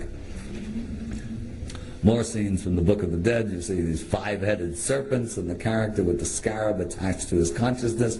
All very complex stuff, but very beautiful. Now, this is an interesting scene.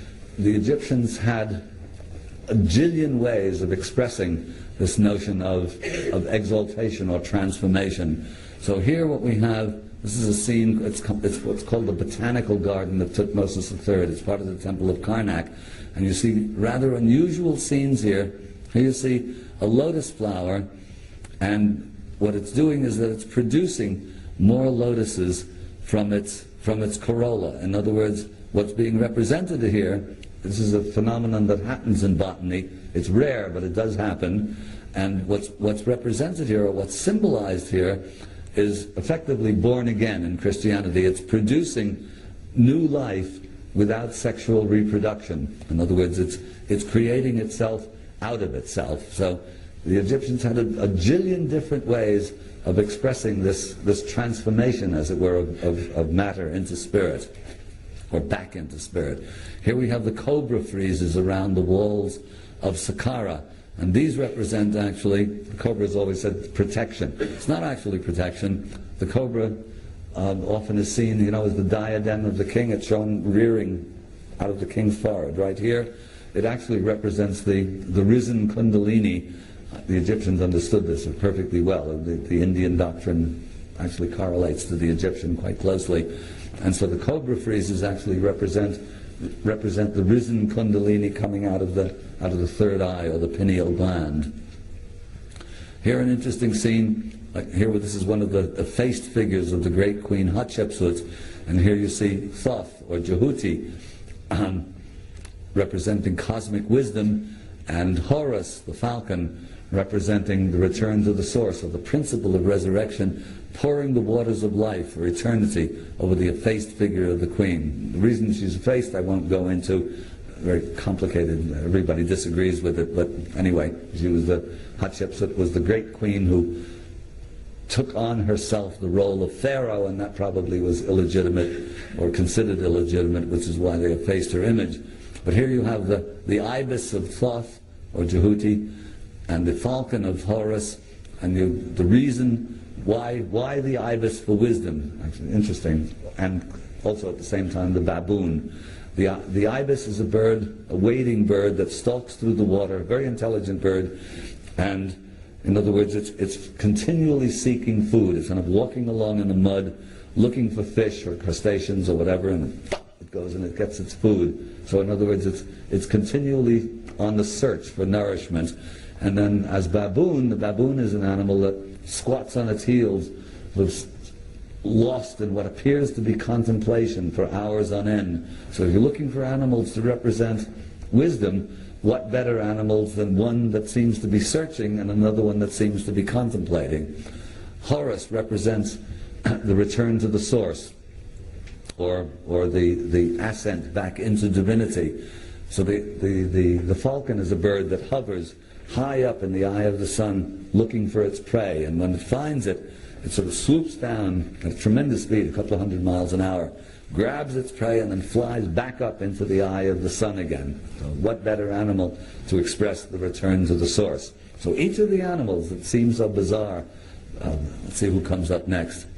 Okay, now these are just a couple of symbols, but when you get into it, you start seeing that all of the animals make quite specific sense within their context. Here we have the very complex symbolism of flail and crook. This is Osiris, one of whose epithets is the Good Shepherd, which of course filters down into Christianity. The crook is an instrument used for gathering the sheep into the fold. The flail is what separates the wheat from the chaff, and it also serves as an instrument of punishment. So even the metaphors that are used in Egypt, let's say the instruments become metaphors in Christianity. The links are endless. There's almost nothing that's for real in Christianity that can't be related to Egypt. This is one of the reasons why Egypt was the first country Christianized, because all they had to do was change the names of the gods, and it was what they'd been believing all along. Here we have a very good instance of crook and flail. Now here a very interesting tableau. Set, often called the god of evil. There's no such thing as a god of evil. What Set represents, Set is interesting. Set, within the cosmology, is the brother of Osiris, who murders him. In other words, Hamlet. And Hamlet is the king's brother, I forget his name, who actually murders, forget all the names suddenly, who murders the king. But in the Egyptian myth, what happens is that Horus goes out to avenge the murder of his father, and after tremendous battles he actually ends up conquering Set, and then doesn't kill him, more complexity in terms of the myth, but is reconciled to him. Now Set doesn't actually represent the god of evil, because there is no god of evil. Maybe there's evil, but what Set actually represents is the principle of opposition, that which does not want to return to the source. And Set is rather easy to understand. Anytime I turn on my computer screen, that's Set. It doesn't want words written on it. It would much rather that I went out and had another couple of double vodkas. And Set is the opposition, as it were. And quite simple to understand, and also to be appreciated. One of the great problems Set becomes Satan in Christianity. One of the big problems with Christianity is that it thought you had to get rid of the opposition. You can't get rid of the opposition. Without the opposition, nothing gets done. And the myths become very, very interesting the more you study them, because you find that they're actually, even if they're ancient myths, they're not our myths anymore, that they're endless sources of, not information, but understanding. In fact, once you understand that Set is never, Set can't be killed and has to be venerated, you're in good shape, and you can actually even watch it. For example, those of you who were there, who were at my other lecture when we were talking about the Sphinx, we're carrying this quest further now. If everybody had said right from the beginning, great, you're right, wonderful, we'll change our minds, here, have a PhD. Nothing further would have been done, because why bother? It's only because of the opposition that we look further and further and further and further and develop the theory which, if correct, will sooner or later prevail. So Set is an understanding of Set. It would be harder to find anything more important in the actual process of living our daily lives than to actually appreciate the existence and the necessity for Set. And here you have Set, and Set is a great god in Egypt and revered, and here you have Set himself offering the key of life and the scepter of dominion or power to the falcon of Horus. And elsewhere you see both Set and Horus embracing the king. The king reconciles these two warring principles of he who would return to the source and he who would oppose the return to the source. It would be very difficult to find a more important lesson than an appreciation and understanding of the Setian force. Unfortunately, we now live in an era where Horus is kept in a cage, if he exists at all, or is anyway an endangered species, and Set is everywhere. So this is a problem. Now, some of the other symbols. Here we have the hunting dogs of Egypt. You see that these are called the Stesemuhoru, the greyhounds of Horus. These are the wonderful, vibrant scenes on the walls of the noble tombs. And it's from these tombs, actually, that we know a lot about how the Egyptians lived their daily lives, because these are indeed scenes in daily life. And you see boatwrights and goldsmiths and winemakers. And if you wanted to, if you had to start from scratch, you had nothing else, and you wanted to recreate Egypt, all you needed a couple of these tombs intact, and from scratch you could start off doing things the way the Egyptians did, because they're very detailed. But at the same time, all of them are transformational tales. And in this case, these are the greyhounds of Horus, and what they're doing is they're hunting down the wild animals of the desert, and everything in the desert, everything that is wild, comes in under the domain of Set. So you have the greyhounds of Horus hunting down the enemies of Ra, which are Setian. All of this is very rich in symbolic significance. Here's a very nice drawing of one of those greyhounds, and interestingly enough, here's another one, actually, of the greyhounds and the monkey. Greyhounds, actually, what they represent is instinct under control. The monkey on a lead represents the cerebral chattering intellect, same as in China, under control, being led actually to the deceased as offerings. And over here you see the dogs still exist. Actually, I lived on Ibiza, the island of Ibiza, off the coast of Spain for many years, and there the hunting dogs of Egypt remain pure, as a pure breed. And I've always had these dogs. This last one died a few years ago, and I've been so busy traveling that I don't have another one. But interesting that it filters down over the years, and the wonderful greyhounds of Egypt are still with us. Here we have Sekhmet, everybody's favorite goddess, shown as a lioness, a woman's body with a lion, with the head of a lioness and a solar disk on top. She represents the female aspect of the fire principle, and she is the consort of Ptah, the consort, the architect of heaven and earth. And when you say, why the lioness for this particular role, all you have to do is look at what how the lioness lives to understand this. And you realize that the male lion basically does nothing. He sort of sits around and roars and keeps the other guys away from the harem. And it's the female lion, the lioness, who does all of the work, nurtures the children, does all of the hunting, and wreaks vengeance on, in other words, keeps anybody else out away from the pride. So, and it's Sekhmet who actually is in Egypt, is both healer, but the healer by fire, and and also whenever vengeance has to be wrought upon whatever, rebellious mankind or whatever, it's Sekhmet who's sent down to do the work. Sekhmet is the fiery aspect of Hathor, who represents the cosmic feminine. Here's another Sekhmet. Here Sekhmet is sometimes, so active that she's actually shown masculine with her erect phallus. Here we have the erecting of the Jed column, which represents the backbone symbolically the backbone of Osiris, that which allows organic life to stand upright. All of this, as you see, very complex tableaus. Here the Falcon of Horus, a beautiful representation at the Temple of Edfu. There's Horus again, against the very corrupted art of the late period of Egypt, the Ptolemaic period. Here's a beautiful Hathor face from the great temple of Hatshepsut of Der al-Bahari on the west bank of the Nile. Hathor represents many, many things associated by the Greeks with Aphrodite, the goddess of love, dance, song, sexuality, and so on. This is absolutely accurate. But she also provides cosmic nourishment, is sometimes shown in the form of a cow. Here you see she has cow ears, the cow being the animal par excellence that provides nourishment. And she's also actually the mistress of the cycles of time. Here we have maybe the best vulture ever portrayed anywhere on any wall.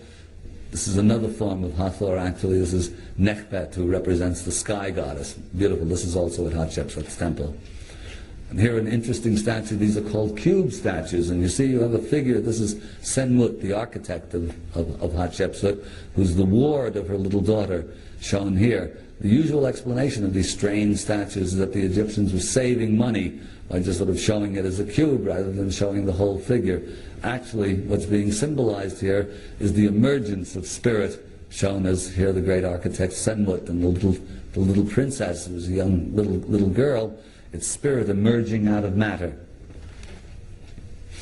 And here we have interesting representation, because Egypt, it's always said by the Egyptologists that the Egyptians were very elitist, and the people couldn't use the temples to pray at. In other words, the people were always kept outside, and this is supposedly undemocratic. But by the same token, let's say a baseball team is also very undemocratic. You or I can't go and play at Yankee Stadium because we haven't paid our dues, and we can't go work at the local nuclear laboratory either because we happen not to be physicists. These are obviously very elitist organizations that won't let us get in there and play with the particle accelerator. But actually, in Egypt, in fact, it was sort of trickle-down religion. This little symbol here of a lapwing represents all of the people. So on all of the columns and all of the temples, and the symbol here means all. So what it means here is all of the people worship. So technically they weren't allowed in the temple, but symbolically they were there too, performing the rites in honor of the gods or the principles. What are we doing here? And then the final actually, the final stage of the process actually is, and this is interesting too, back to the Lion King. You may remember that at a certain point the little lion cub asks his father, he looks up in the sky at the stars and says, "What are those?" And the father, the king lion, says, "Oh, those are the souls of dead kings."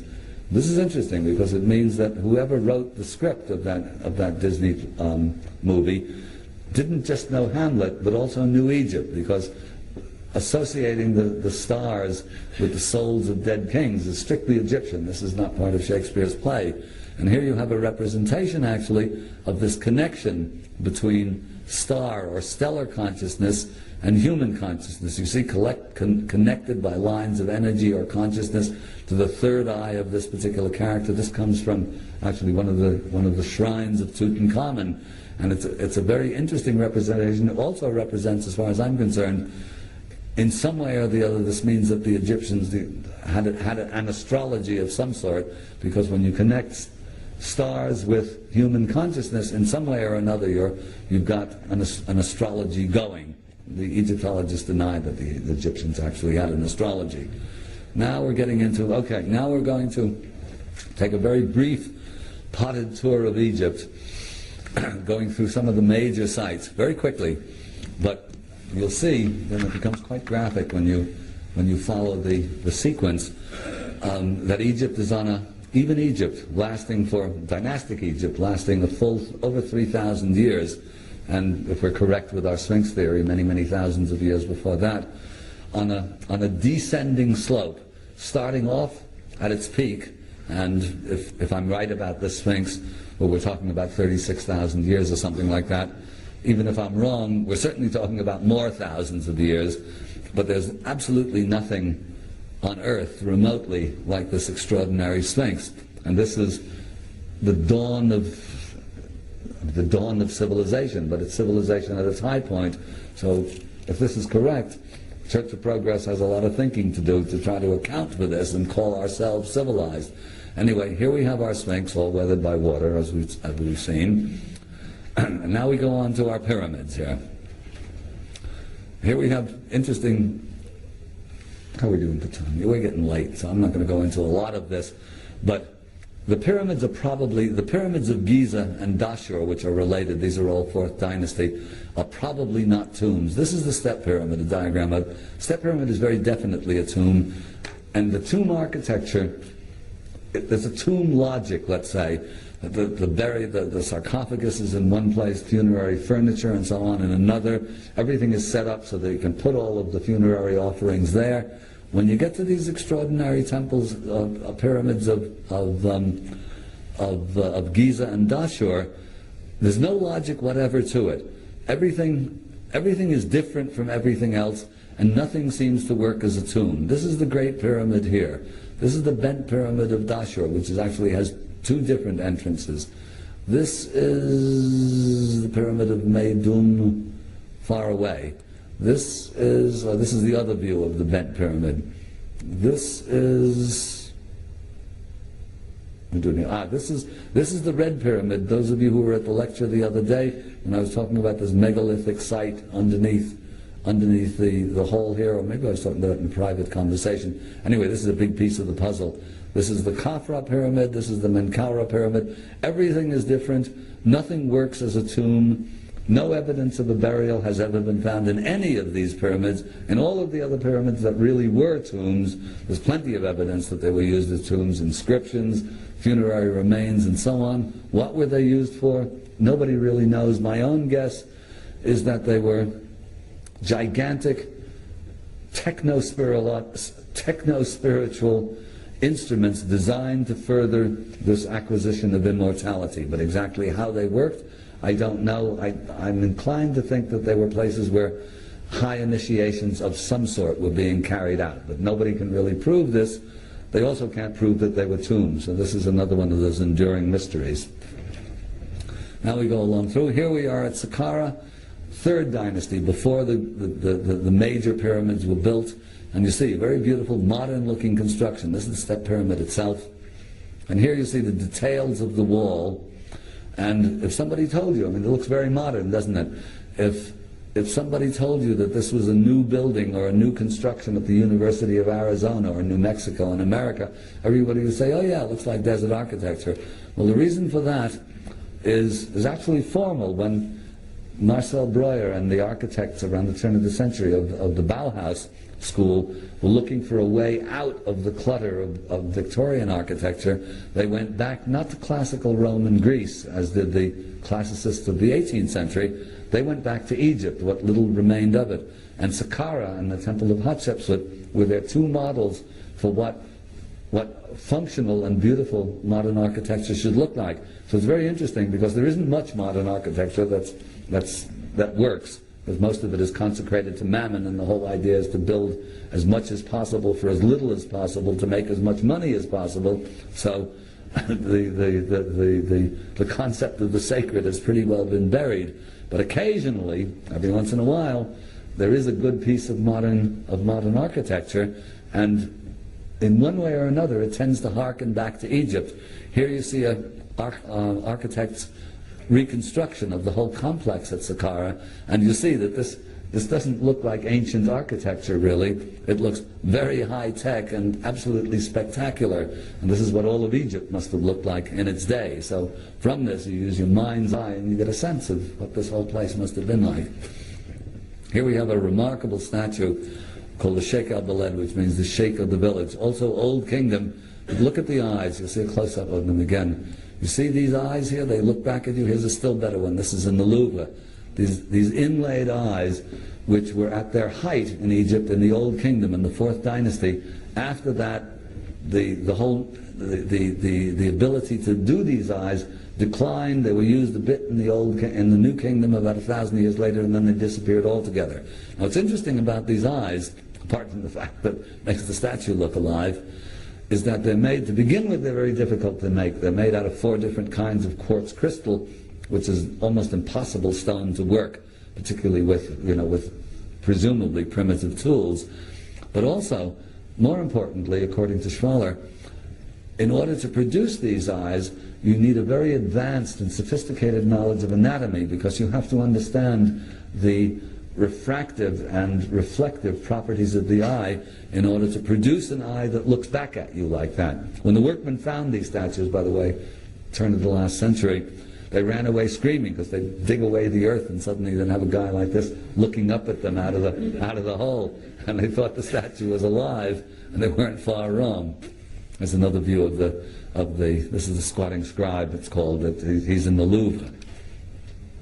Here you have the furniture of the mother of Khufu, Queen Hetepheres, and you see, I mean, you're all probably familiar, at least in photographs, with the wonderful funerary furniture of Tutankhamun, but it's a bit Baroque, I must say, for my taste, and getting degenerate already. Much earlier, 1,200 years earlier, you had these very clean lines, almost looking like Egyptian Danish modern, in the mother of Khufu.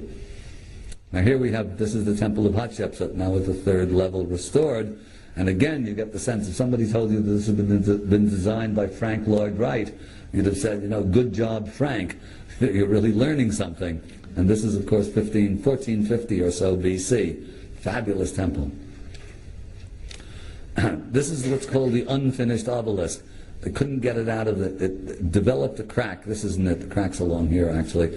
When they were pulling it out of the quarry, you could no longer walk upon it, idiots.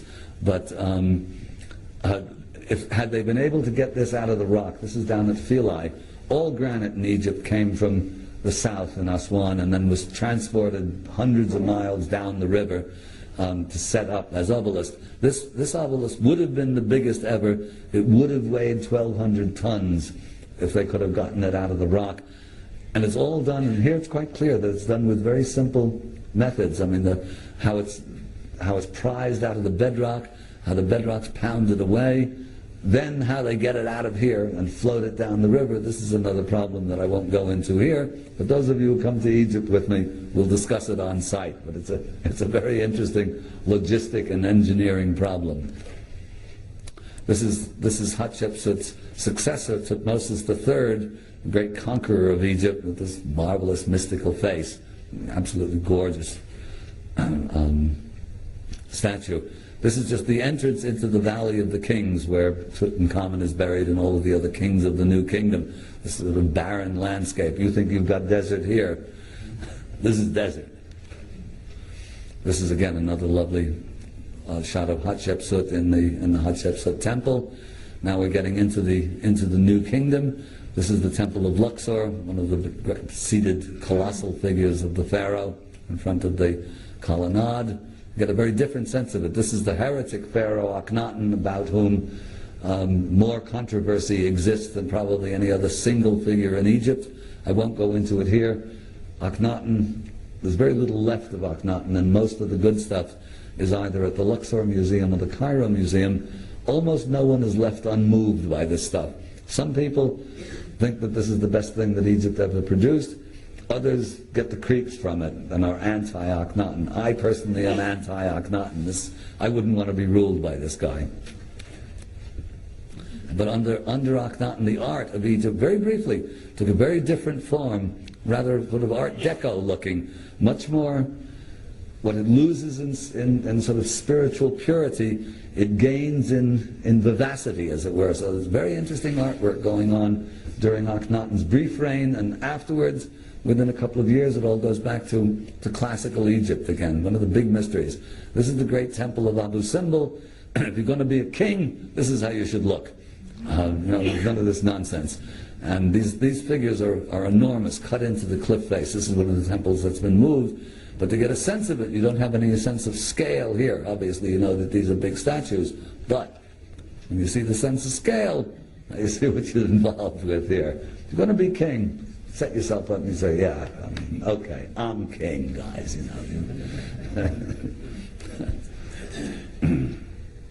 This is what Egypt looked like when the Egyptologists, before the Egyptology began. These are Napoleon's drawings, the drawings of Napoleon's draftsman when he came in, and you see right up to the capitals of the columns. This is, I think, Dendra, anyways, the Ptolemaic temple. You see what's happening now? We've gone from the Sphinx into the pyramids and this extraordinary sculpture of the Old Kingdom, down into the New Kingdom with Abu Simbel and Luxor and Karnak and Hatshepsut's temple, and now here we are in Ptolemaic times, following Alexander. This is here we're talking about 200 or so BC, and you see that the architecture looks very different. Actually, these temples still have a lot of power, but the artwork has become corrupted and much more complex, ornate. The sense you get of Ptolemaic Egypt is of overripe fruit ready to drop off the tree. In other words, Egypt has lived out its life cycle, and there's not going to be much more of it left. And then what happens? You see the wonderful, you saw before, Hatshepsut, the Hathor heads, and the Tutmosis face, and the Sheikh el-Baled, and all of these wonderful figures. You see here, it's all become stiff and corrupted, and the figures themselves have changed enormously. In Old Kingdom Egypt, the women all look like models, and the men all look like long-distance runners. In the New Kingdom, the women all look like movie sex queens, and the men all look like football players. When we get into Ptolemaic times, the women look like footies, we're here in Australia, like hookers at King's Cross, and the men as though they've just come back from the orgy, and probably they have, and everything is becoming corrupted and degenerate, except, and then finally what happens is that Egypt gives way to Rome and Greece, and not even Rome and Greece at their best.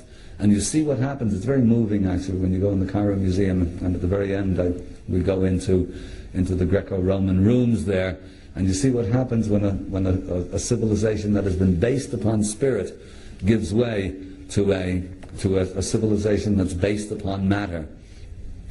And you see here we are, Greco-Roman, said here this guy has definitely come home from the orgy, or is maybe still at it. It's a long way from the kings of Egypt. And here we have, this is the famous, the Ba bird, which represents the eternal spirit, as it were. And here's, in Roman times, and here's the version in the New Kingdom of the human-headed falcon hovering over the body of the deceased. And I think we're going to have to switch this, just to say, well, here's the Sphinx, who's turned into Tony the Tiger. I don't know if you have Tony the Tiger here on your Kellogg's cornflakes. And I think now, here's what happens, another Sphinx here. We're a long way from Giza here, and I think this is the last one. Wait, coming to the end here. Egypt is degenerating, Rome and Greece take over. The last gasp of Egypt, or almost the last gasp, or the last sort of major gasp of Egypt, takes place in Alexandria, and what are called the catacombs of Komal-Chugafa, which are erected by a wealthy private family somewhere in the 2nd century AD. A big circular well, and in it are reliefs. And you see what's happened to Egyptian art. This is the sacred bull of Ptah, and you see the whole thing has become a kind of you see them here, this is the rearing cobra, all mixed up with Greek and Roman motifs, and the whole of sacred Egypt has turned into a kind of an underground Disneyland. What happens then is that Christianity takes over, and does not, in fact, go around blasting everything to pieces, as Christianity usually does, but in fact takes over the temples, carves the Coptic cross into the walls or into the columns. This is at Philae, the great temple of Isis at Philae, and appropriates Egypt for itself. Christianity is then replaced by Islam, who has even less regard for ancient Egypt. Here you see the gods of Egypt reduced to a backdrop on the rear end of a camel. Like that. Here's just a couple of Egypt scenes of what it looks like, today down the Nile, the kind of boats that we go on when we're on the trips. And here's a fabulous sunset against the date palm. And what I want to read you here, can I have the lights on?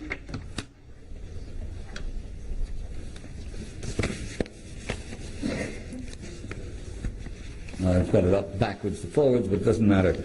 This is an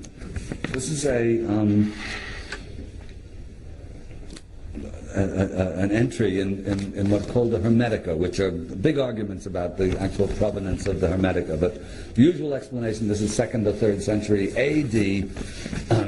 It's Neoplatonic actually in its expression, but the knowledge comes out of Egypt, or the background comes out of Egypt.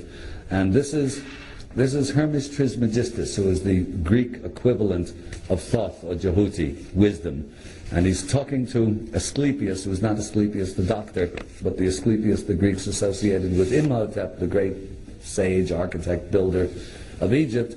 And he's prophesying for the future. And this is an extraordinary prophecy. Remember, this is 2,000 years ago. And I won't read all of it. I'll select, but it's see what you think of this as a prophecy of the future. Do you not know, Asclepius, that Egypt is an image of heaven? Or to speak more exactly, in Egypt all the operations of the powers which rule and work in heaven have been transferred to earth below. Nay, it should rather be said that the whole cosmos dwells in this our land as in its sanctuary. And yet, since it is fitting that wise men should have knowledge of all events before they come to pass, you must not be left in ignorance of this. There will come a time when it will be seen that in vain have the Egyptians honored the deity with heartfelt piety and assiduous service, and all our holy worship will be found bootless and ineffectual. For the gods will return from earth to heaven. Egypt will be forsaken, and the land which was once the home of religion will be left desolate, bereft of the presence of its deities. O Egypt, Egypt, of thy religion nothing will remain but an empty tale, which thine own children in time to come will not believe. Nothing will be left but graven words, and only the stones will tell of thy piety.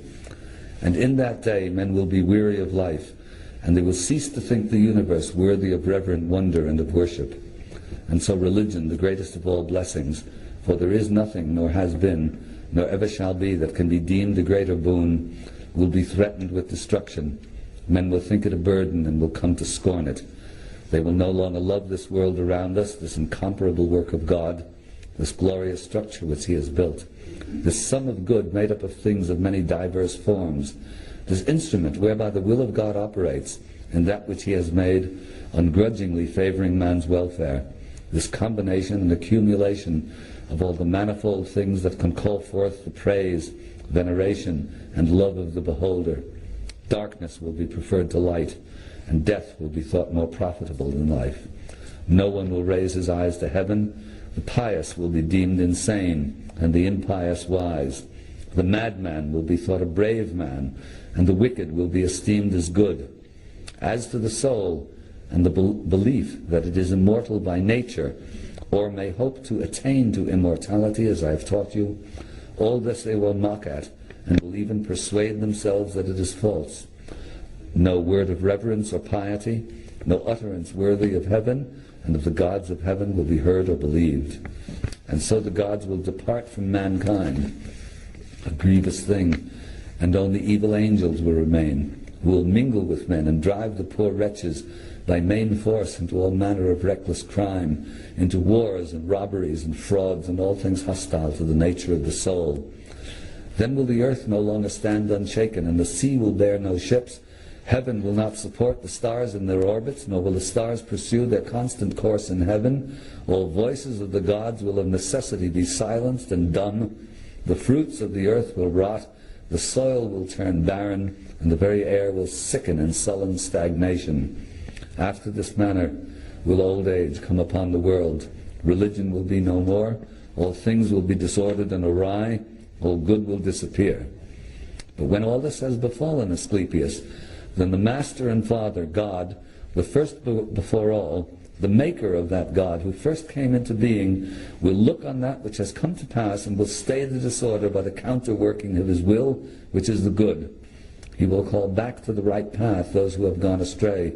He will cleanse the world from evil, now washing it away with water floods, now burning it out with fiercest fire, or again expelling it by war and pestilence.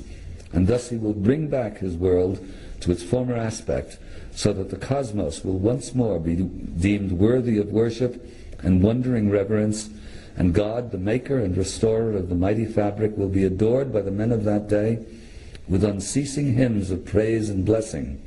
Such is the new birth of the cosmos. It is a making again of all things good, a holy and awe-striking restoration of all nature, and it is wrought in the process of time by the eternal will of God. Not bad for 2,000 years ago, huh? Sounds sort of like the business about the sullen stagnation and the earth rotting and so on. Sounds a bit like the headlines of any daily newspaper, doesn't it? But anyway, that's the process, as I've been explaining throughout this whole thing.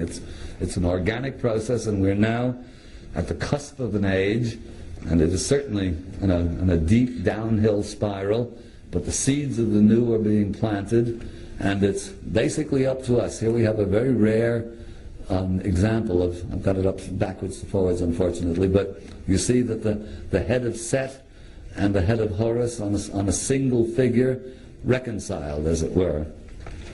And over here we have the figures again. This is the actual shrine of Tutankhamun with those mummiform figures connected by rays of consciousness to the star.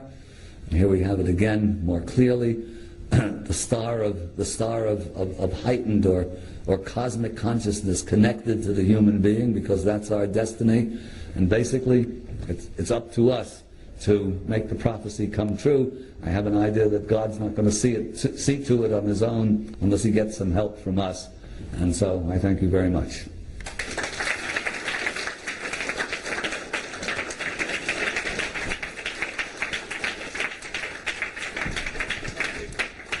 Oh, anybody who wants, anybody interested in sort of staying in touch or whatever, I do not have on my brochure out there, the travel brochure, because the brochure was printed up before I had a website and email. Anybody wants email and website, I can give it to you. If you've got pieces of paper, I'll give it to you now.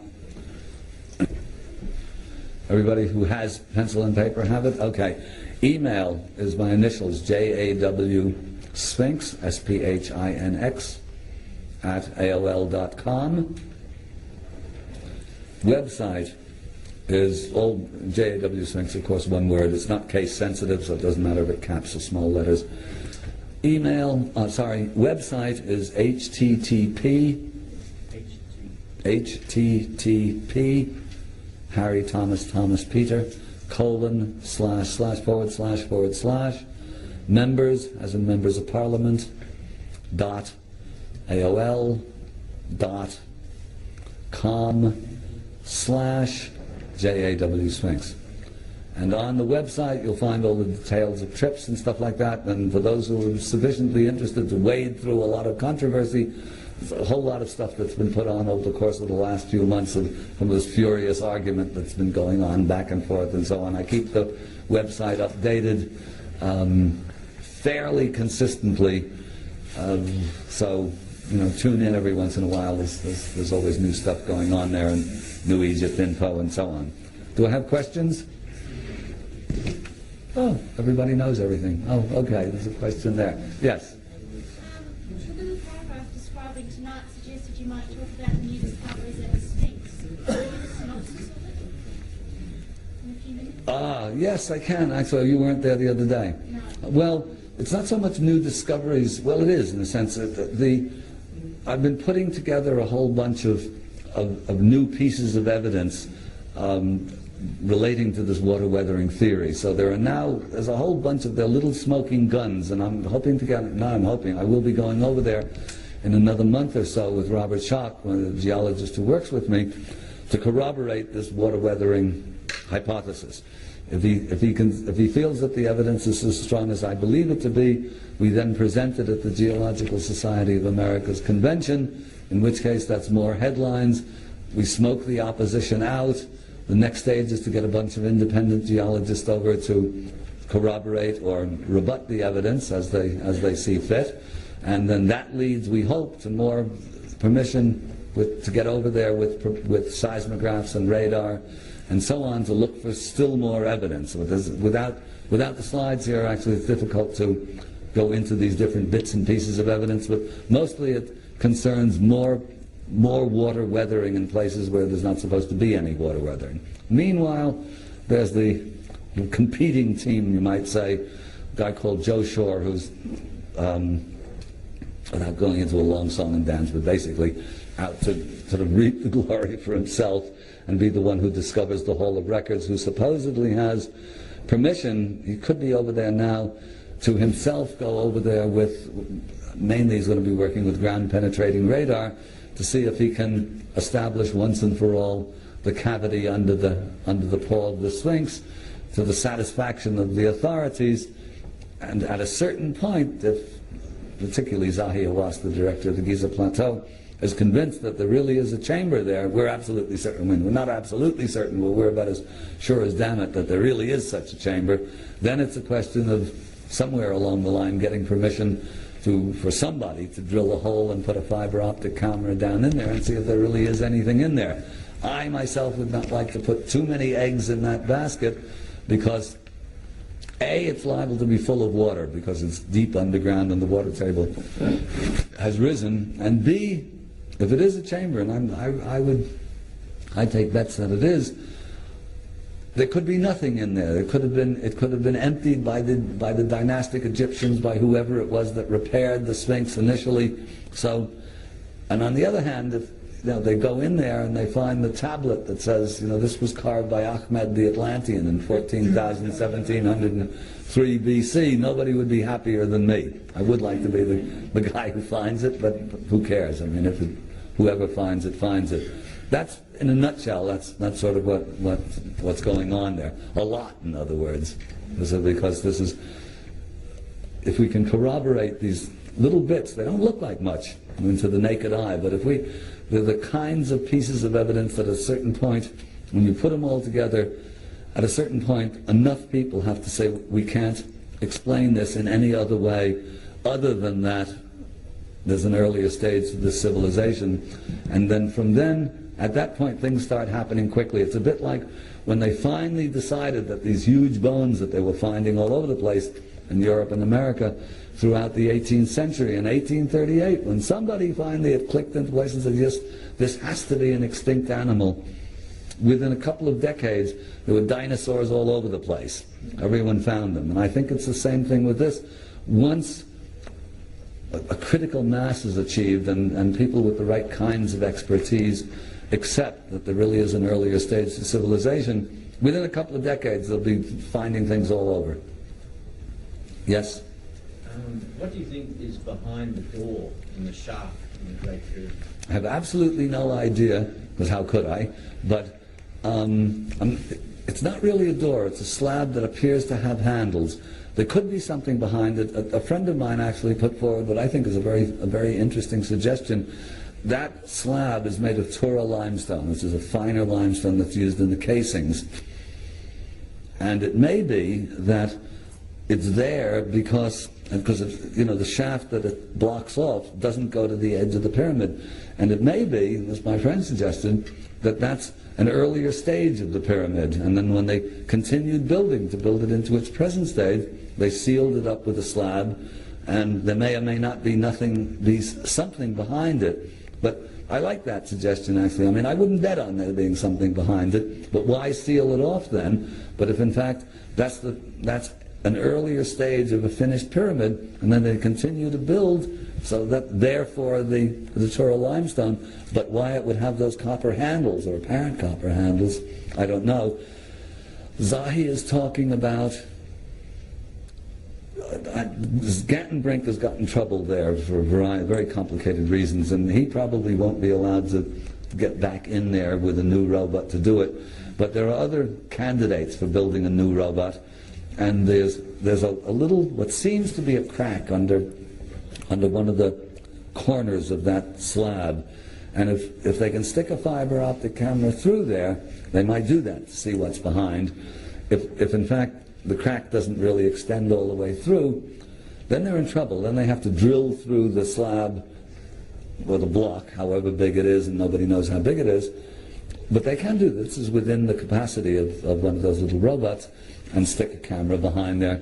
But it would appear Zahi is, and if Zahi's for it, then all the other guys will be for it, that he's open to this, to getting through there to see what it is. Again, it's not a basket I'd like to put too many eggs in.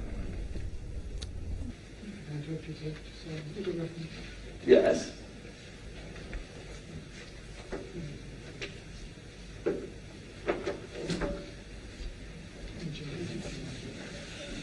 Anyway, wait a sec now. Anybody, we okay now, everyone? Okay, thanks again.